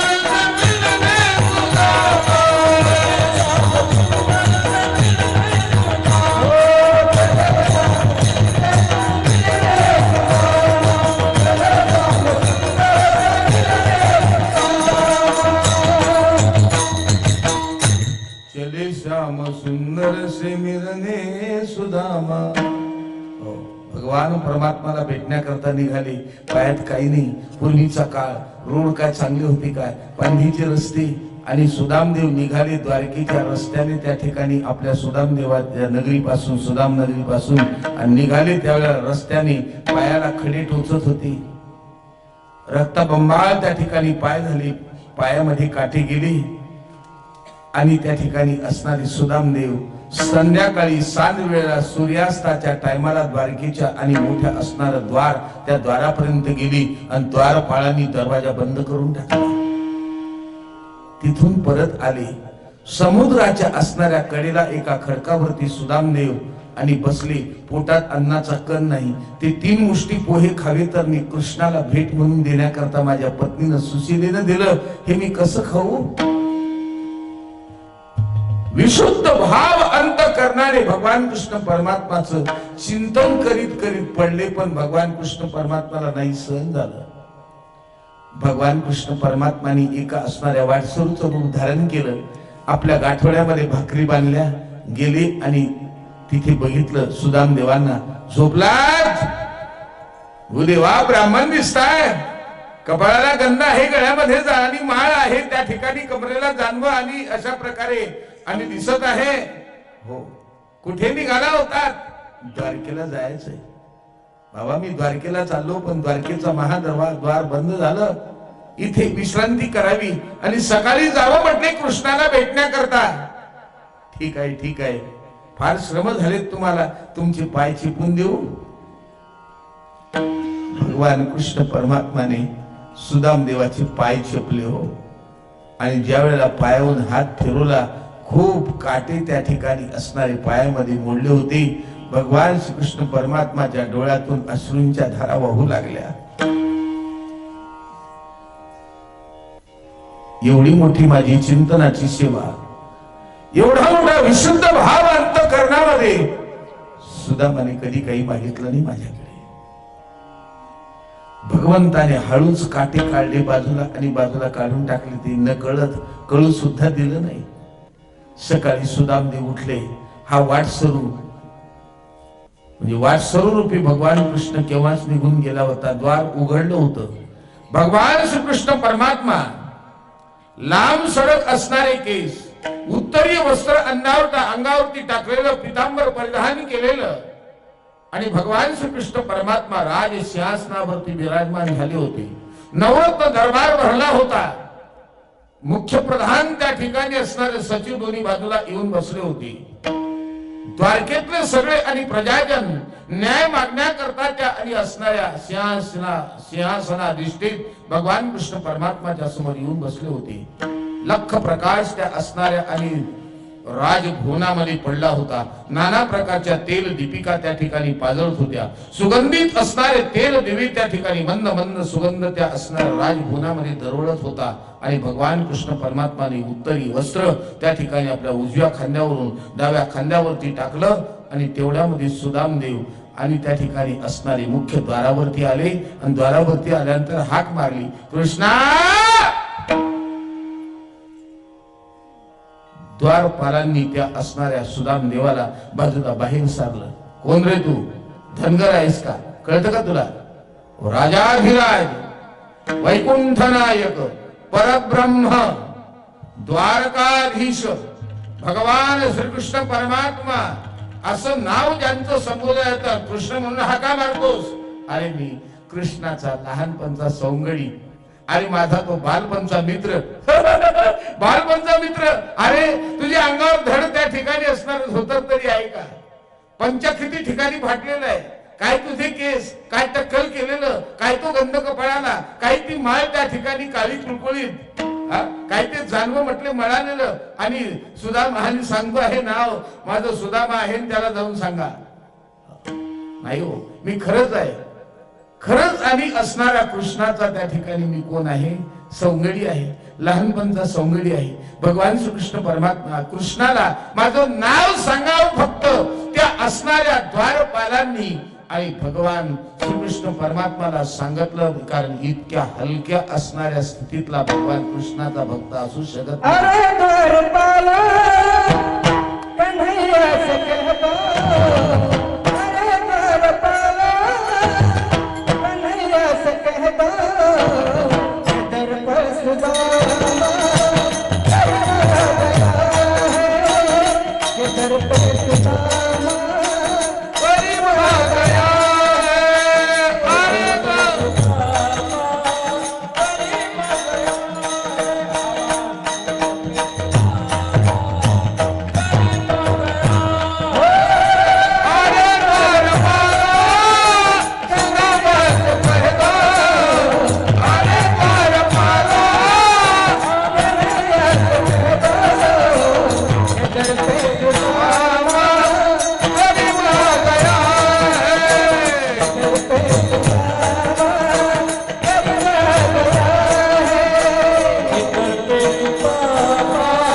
करीब आ गया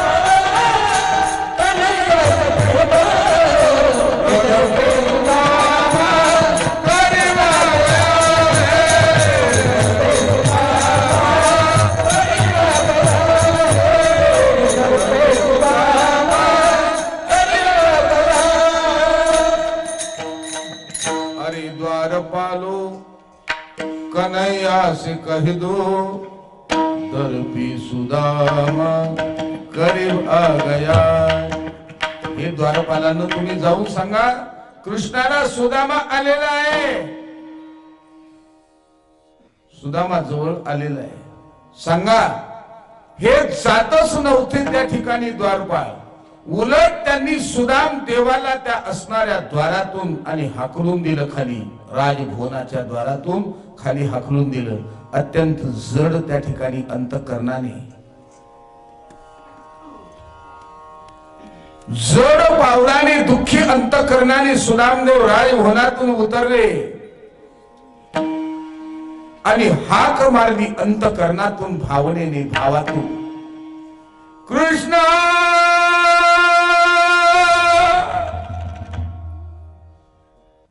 नवरत्न भरलेला दरबार.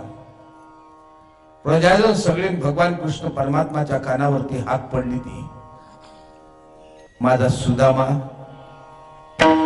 गुरुगृही संदीपणी ऋषीच्या आश्रमामध्ये विद्यार्थ्यान करत असणारा गरीब सुदामा भगवान कृष्ण परमात्माच्या समोर उभे राहिले. उत्तरीय वस्त्र राजभवनाच्या द्वारावरती भगवान कृष्ण परमात्मा आले. द्वारपालांना विचारलं कोण आलं होतं रे इथं अनोळखी. कोई तो भी सुदामा नाम का आपका सौंदर्य था, मित्र था. वह बोल रहा था कि कृष्ण मेरा सौंदर्य है, मेरा मित्र है. फटी हुई धोती, फटी हुआ पैजामा, आंग पेनन, वस्त्र सरल था. सुदामा नाव ऐकलं. भगवान कृष्ण परमात्माचं उत्तरीय वस्त्र जाग्यावर पडलं. डोळे विस्फारून भगवान कृष्ण परमात्मा पाहू लागले आणि त्या असणाऱ्या वाटेने आवाज दिला भगवान कृष्ण परमात्माने आणि धावू लागले. भगवान परमात्मा पळत सुटले. महाराज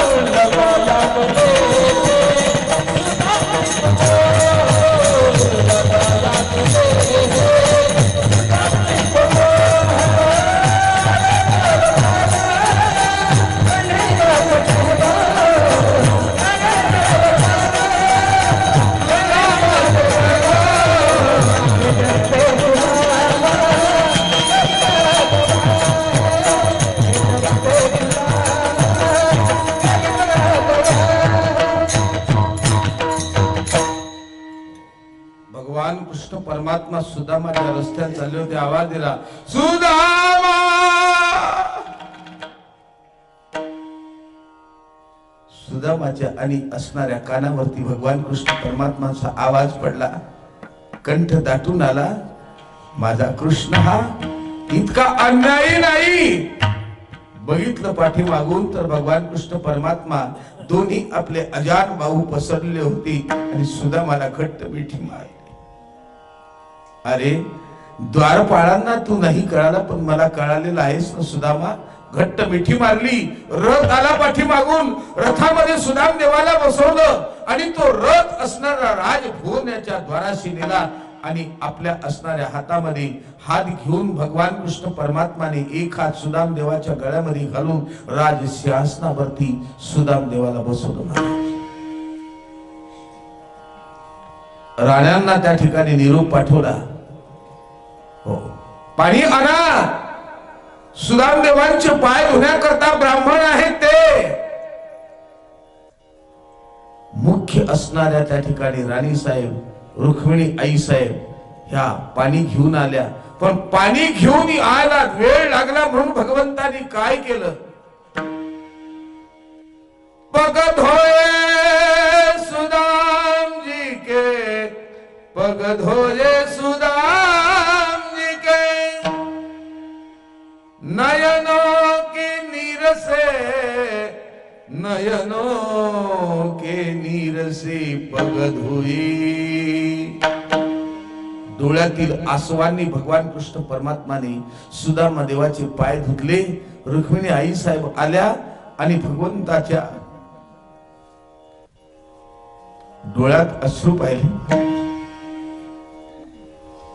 रुक्मिणी आई साहेबांच्या लक्षामध्ये आलं. सुदाम देवाचा अधिकार लक्षात आला. आपल्या असणाऱ्या भरजरी वस्त्राने रुक्मिणी आई साहेबाने सुदाम देवाचे असणारे पाय पुसले आणि सगळ्या राण्या आशीर्वाद देण्याकरता आल्यानंतर भगवान कृष्ण परमात्माने दर्शनाकरता आल्यानंतर सुदाम देवानी सगळ्यांना एकाच असणाऱ्या वाक्यात आशीर्वाद दिला, सौभाग्यवती भव.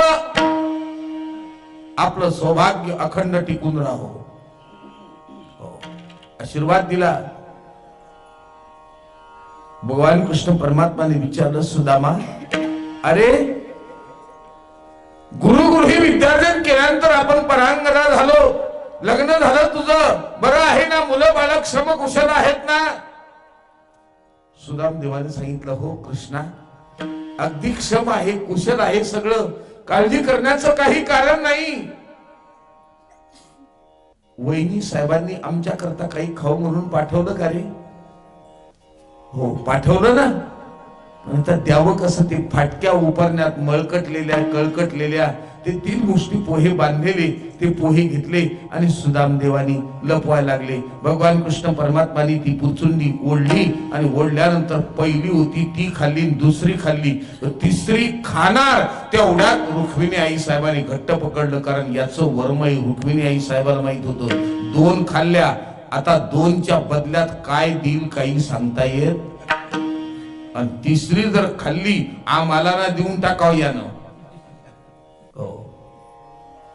तिसरी नाही खाऊ दिली. देवा अरे आम्ही आहोत ना पाठीमाग, आमची काही चिंता करणं, आम्ही आहोत पाठीमाग. म्हणजे अरे आम्ही तुला अर्पण करून घेतलं ना सर्वस्वाने. इतिहास संपला. भगवान कृष्ण परमात्माकडे बरेच दिवस पाहुणचार घेऊन 4-2 दिवसात सुदामदेव परत जाण्याकरता निघाले. जोपर्यंत सुदामदेव तिथं होते, भरजरी वस्त्र आणि राजाचा मित्र, नानाविध प्रकारचे अलंकार, अंगठ्या वगैरे वगैरे वगैरे सगळं. भगवान कृष्ण परमात्माला वाटलं आता पायी जाणार आहे, असाच अलंकारासहित जर पाठवला तर काय होईल, चोर मारतीन याला आणि हा देऊन टाकन. मग त्यापेक्षा सुदामा तुझे जुनी वस्त्र नेसून जाणं, आता घरी जायचं तुला. हो, जितक्या आनंदाने नवी परिधान केले होते तितक्याच आनंदाने त्या ठिकाणी आणि सुदाम देवाने ते काढून टाकले. समजा मी वाडीत आलो आणि जामदारी परिवाराच्या घरी पाहुणा म्हणून राहिलो आणि त्यांनी नवं उपरणं गळ्यात टाकलं आणि जाताना सांगितलं, महाराज नवं उपरणं काढून ठेवा. काय गुलाबांना, हेच का पाहुणे? तिथून निघले की याच्या घरी, तिकडे बंडू काकाच्या घरी काही, कापसेदाराच्या घरी काही, काही काळे मंडळीकडे काही, सगळं म्हणजे सुदाम म्हणजे आनंद. उपरनं टाकलं त्यावेळेला आनंद, पण काढतानाही तेवढाच आनंद वाटला पाहिजे. त्याला म्हणतात खरा भाव आणि त्याला म्हणतात खरं देवाच्या संबंधाने असणारं प्रेम. आमच्या सुदाम देवाने तेवढाच प्रेमाने ते काढले, भगवान कृष्ण परमात्माच्या जवळ दिली. पण असं का? ते वस्त्र अलंकार देताना भगवान कृष्ण परमात्माने कपाळाकडे पाहिलं सुदामाच्या. सुदाम देवाच्या कपाळावरती लिहिलं होतं श्री क्षयः. स्त्री म्हणजे लक्ष्मी म्हणजे पैसा आणि क्षय म्हणजे क्षय. देवाने विचार केला आता करू काय? याचं अंतकरण, याचं प्रेम, याचं नामचिंतन, याचं असणारं सर्वस्वतर आणि भाव स्वरूप आहे. देवाने ब्रह्मदेवाचा याच्यातही बदल नाही केला, याच्या कर्मात बदल झाला. एका जनार्दनी भोग प्रारब्धाचा आणि हरिकृपे त्याचा नाश झाला. पण ब्रह्मदेवाची वाक्य खोटे, अक्षर खोटे नाही केली, तो बोर्ड फक्त उलटा केला. श्री क्षय याचं उलट वाचा बरं काय होतं? यक्ष श्री. यक्ष म्हणजे कुबेर. ही संपत्ती कोणाची आहे? देह हे काळाचे, धन कुबेराचे, तेथे मनुष्याचे काय आहे. आणि सुदामदेव घरी गेली त्यावेळेला त्या ठिकाणी असणारी महाराज सुवर्णाची नगरी स्थापित केली. शुद्ध भाव देखो निया गाव सोनियाचा दिला गा, भावे गावे गीत शुद्ध करोनिया. चित्त शुद्ध अंतकरणाने त्या भगवंताचं फक्त तुम्ही नामस्मरण करा.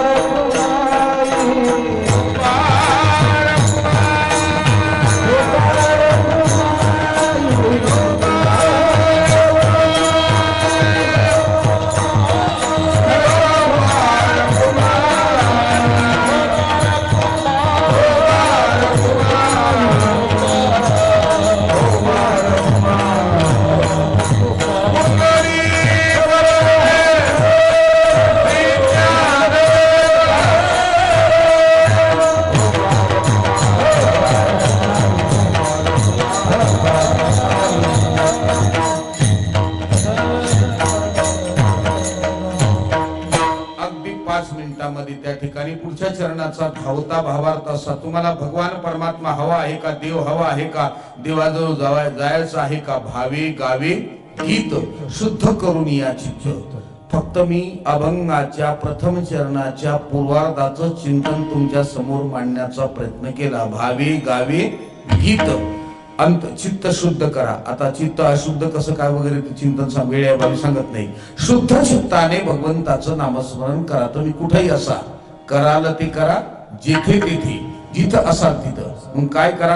तुम्ही त्या ठिकाणी भगवंताचं नामस्मरण. तुझं व्हावा आहे देव, तरी हा सोपा उपाय. नामस्मरण हे सगळ्यात सोपं साधन आहे, सगळ्यांना करता येतं. नामसंकीर्तन साधन पै सोपे. जळतील पापी जन्मांतरेची. आणि मग त्याचं पथ्य सांगितलं. भगवंताचं नामस्मरण करत असताना नामधारकांनी काय पथ्य पाळावं? अनेकांचे कानी गुण दोष मनान आणि दुसऱ्याच्या दोषाचा विचार करू नका. आपल्याला खोड कोणती लागलेली, दुसऱ्याच्या दोषाचा विचार करतो. यानं काय केलं आणि यानं काय केलं, त्यानं कसं केलं, असं काऊन केलं, काय करायचं काम होतं. अरे बाबा त्याचा विचार करू नको, तू तुझा विचार कर. अनेकांचे कानी आणि गुणदोष मनात न आणि एक कर. मनात गुणदोष कोणाचे पाहू नको. कासया गुणदोष पाहू अनेकांचे. मद काय त्याची उणे आहे, नाही का? मद काय त्याची उणे आहे, काय उणे आहे. म्हणून दुसऱ्याच्या दोषाचा विचार कधी जीवनामध्ये करू नका. दुसऱ्याच्या गुणाकडे पहा, दुसऱ्याच्या गुणाकडे पहा, दोषाचा विचार करू नका. संपला मुद्दा. अनेकांचे कानी गुणदोष म्हणा. मी सांगितलं, सरळ अर्थ सांगून जाणार. नंतर तू एक कर. मस्तक ठेंगना करी संताच्या चरणा. संतांच्या जवळ तू राहा, संतांच्या संगतीमध्ये राहा, त्यांच्याकडे मस्तक ठेंगना कर. संपला हे चरण. मग आणखीन काय? आणखीन एक त्या ठिकाणी सांगितलं काय? वेची ते वचन आणि जेणे राहे समाधान. बोलताना असं बोल. साच आणि मवाळ मितोली परी रसाळ शब्द दैशी कल्लोळ अमृताची. बोलताना कसं बोलावं. साच म्हणजे सत्य, मितुल म्हणजे थोडं, रसाळ म्हणजे प्रेमळ भाषेत. कल्पना करा, एखादी त्या ठिकाणी असणारी आई, तिला 2 मुलं असतात, एक मवाळ साच कसं असतं. एक मुलगा त्या ठिकाणी आला आणि त्याने विचारलं, आई माझे वडील म्हणजे तुझे पतिराज नाही का? ते आई म्हणते, हो बाळा, खरंच बरोबर तसंच आहे. दुसरं एक आलं घोडमं, ते आईजवळ उभं राहिलं. आई म्हणे काय? मा बाप म्हणजे तो नवरा नाही का? ती आई म्हणे, मेल्यात तुझा मुर्दा जाऊ म्हणले. तुझा काही अक्कल आहे का? पहिल्या यानं नातं तेच सिद्ध केलं आणि दुसऱ्या मुलानं नातं तेच सिद्ध केलं. पहिला सत्य, दुसरा सत्य बोलला पण मवाळ होतं का? नाही, पहिला सत्य बोलला. मग बोलताना कसं बोलावं जेणेकरून दुसऱ्याचं अंतकरण दुखणार नाही याची माणसाने काळजी घ्यावी. आणि शेवटी सांगितलं, तुका म्हणे फार थोडा तरी परोपकार, जीवनामध्ये थोडा तरी परोपकार करा. आता ह्या ज्या पंक्ती विभागल्या, हे जे आता म्हणजे 7 दिवस पर्यंत आपण जे विभागून कार्य देतो, आजचे जे दाते आहेत त्या ठिकाणी अशा प्रकारचे आमचे मंजित दादा वडिलांच्या अर्थात वैकुंठवासी बाबूरावजी जामदरे यांच्या स्मरणार्थ प्रित्यर्थ त्यांनी ही सेवा आणि अशा प्रकारची स्वीकारली. हा एक परोपकार आहे महाराज. अन्नदान नाही का? सप्ताहामध्ये अन्नदान, द्रव्यदान, धनदान, वस्त्रदान, भूदान, गोदान हे परोपकारीच आहे. तुका म्हणे फार थोडा तरी परोपकार. हा परोपकार करीत जावा. काही माणसाचं सडे पण घराच्या बाहेर न पडे. सडून जातं पण घराच्या बाहेर पडत नाही. म्हणजे दुसऱ्याला आपण त्या ठिकाणी भाकरी जी आहे, आपण शेतामध्ये पूर्वी माणसं जास्त भाकरी न्यायची. तुम्ही शेतकरी आहात सगळ्यांना. आता अभंगाचा भावार्थ संपला, म्हणजे आता भावार्थ संपला, सरळ अर्थ सांगत. आता माऊलीचं भजन आणि कीर्तन संपला. काळजी करू नका. कीर्तन म्हणजे 2 तासाच्या पुढे जास्तीत जास्त 10 मिनिटं जाईल. कीर्तन बरोबर 9:18 सुरू झालेले. रामकृष्ण आहे. महत्वाचा मुद्दा मला तुम्हाला सांगायचा. आणि आता तुम्ही सगळे आपण एका घरामध्ये, एका कुटुंबातले, एका स्थितीमधले, दुसऱ्याच्या दोषाचा विचार न करता परोपकाराने आपल्या जीवनाची कालक्रमणा करा. जर तुम्हाला देवाच्या जवळ जायचं असेल तर तुम्ही कुठे आहात, व्यवहार काय म्हणतील, आमचा लय मोठा व्यवहार आहे, असू द्या. व्यवहार बाधक ठरत नाही. परोपकाराला व्यवहार बाधक ठरत नाही, व्यापार बाधक ठरत नाही, शेती बाधक ठरत नाही, राजकारण बाधक ठरत नाही. मग आपल्या जीवनामध्ये परोपकार, संतांच्या संबंधाने शालीनता, लीनता आणि त्या ठिकाणी असणार आपल्या मुखातून चांगलं बोलणं आणि येता जाताना, उठताना, बसताना रिकाम्या वेळात भगवंताचं नामस्मरण याने आपण देवाच्या जवळ जाऊ. आणि याच्यातच आपलं खरं कल्याण आहे आणि याच्यातच आपल्या जीवनाची कृतार्थता आहे. सज्जन हो, माय बाप हो, 2 तासामध्ये मी किती चिंतन सांगणार म्हणून सांगितलं. या अभंगाचं चिंतन गुरूंच्या आणि असणाऱ्या मुखातून मी या अभंगावर आळंदीला विद्यार्जन करत असताना जे मोठे मोठे महात्मे होऊन गेले, मी जवळजवळ 22 लोकांना या अभंगावर चिंतन करायला लावलं. 22 लोक सामान्याने, जगन्नाथ महाराज पवार नाशिककर, विष्णू महाराज कवळेकर, परमपूजनीय वैकुंठवासी आदरणीय त्या ठिकाणी प्रातस्मरणीय दुंडा महाराज देगलूरकर, हो, त्यांच्या समोरही कीर्तनाचा योग आला शेवगावला, नगर जिल्ह्यामध्ये. अशी दिग्गज मंडळी होती. गोपाळबा रिजगुडकर, सके नेऊरगावकर, गुरुवर्य पांडुरंग बाबा वैद्यराज, गुरुवर्य विठ्ठल बाबा घुले, मारुती बाबा कोहेकर, या सगळ्या मंडळीचं या अभंगावर चिंतन. म्हणून अभंगाच्या प्रथम चरणाच्या पूर्वार्धाचं चिंतन तुमच्या समोर मी मांडण्याचा प्रयत्न केला की आपल्या जीवनामध्ये भावाने, भगवंताचं प्रेमाने भगवंताचं स्मरण करा. मग ते कसं हे त्या ठिकाणी आपण आणि करणार आणि माऊलीचं भजन घेणार. तत्पूर्वी तुम्हाला एक निवेदा, सूचना आणि आग्रह म्हणून नाही, परंतु आतापर्यंत मी कुठल्याही औषधीचं, सगळ्यांना कल्पना आहे वाडीतील मंडळींना, महाराजांना आयुर्वेदाचं नॉलेज आहे, परंतु एक औषध आता एक नॉमिनल 20 काहीतरी असणाऱ्या बॉटल आणल्या.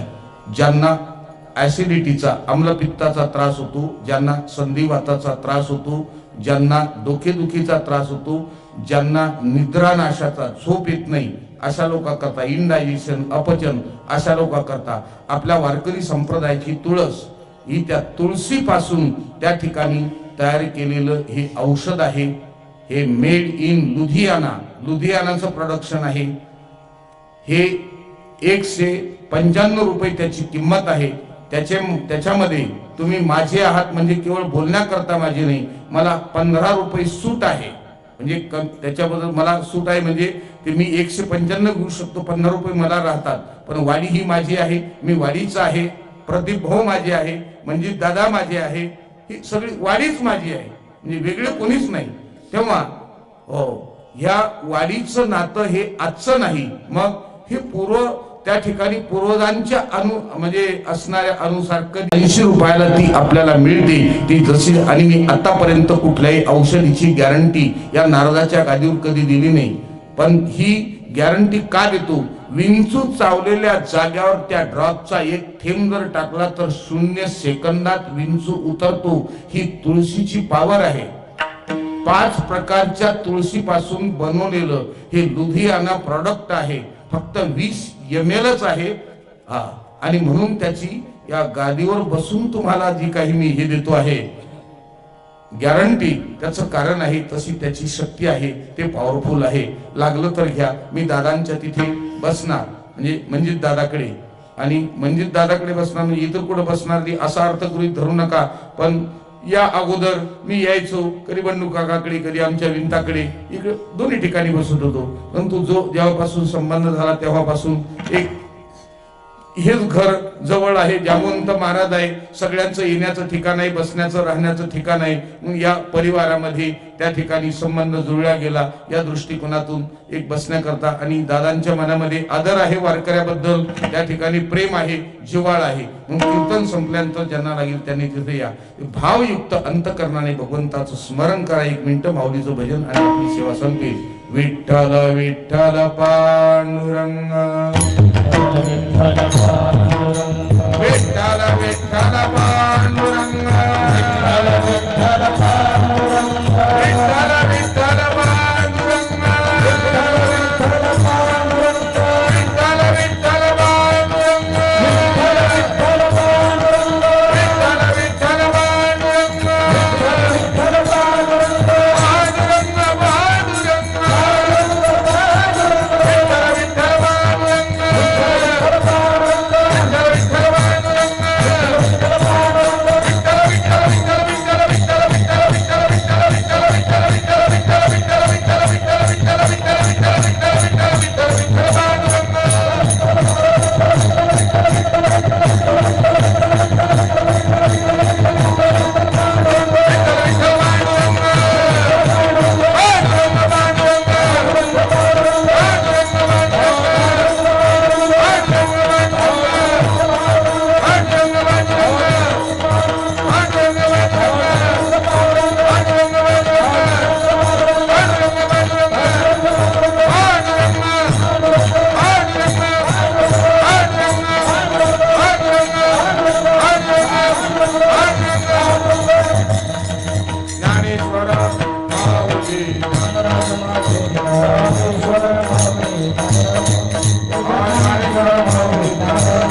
पांडुरंग,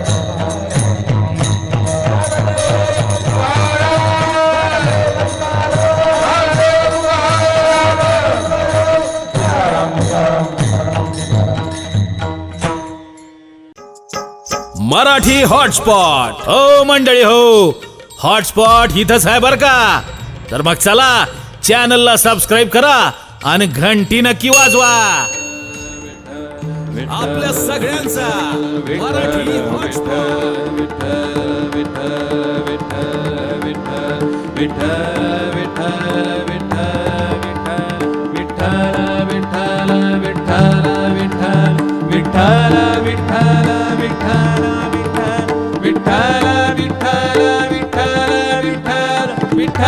विठ्ठल विठ्ठल विठ्ठल विठ्ठल विठ्ठल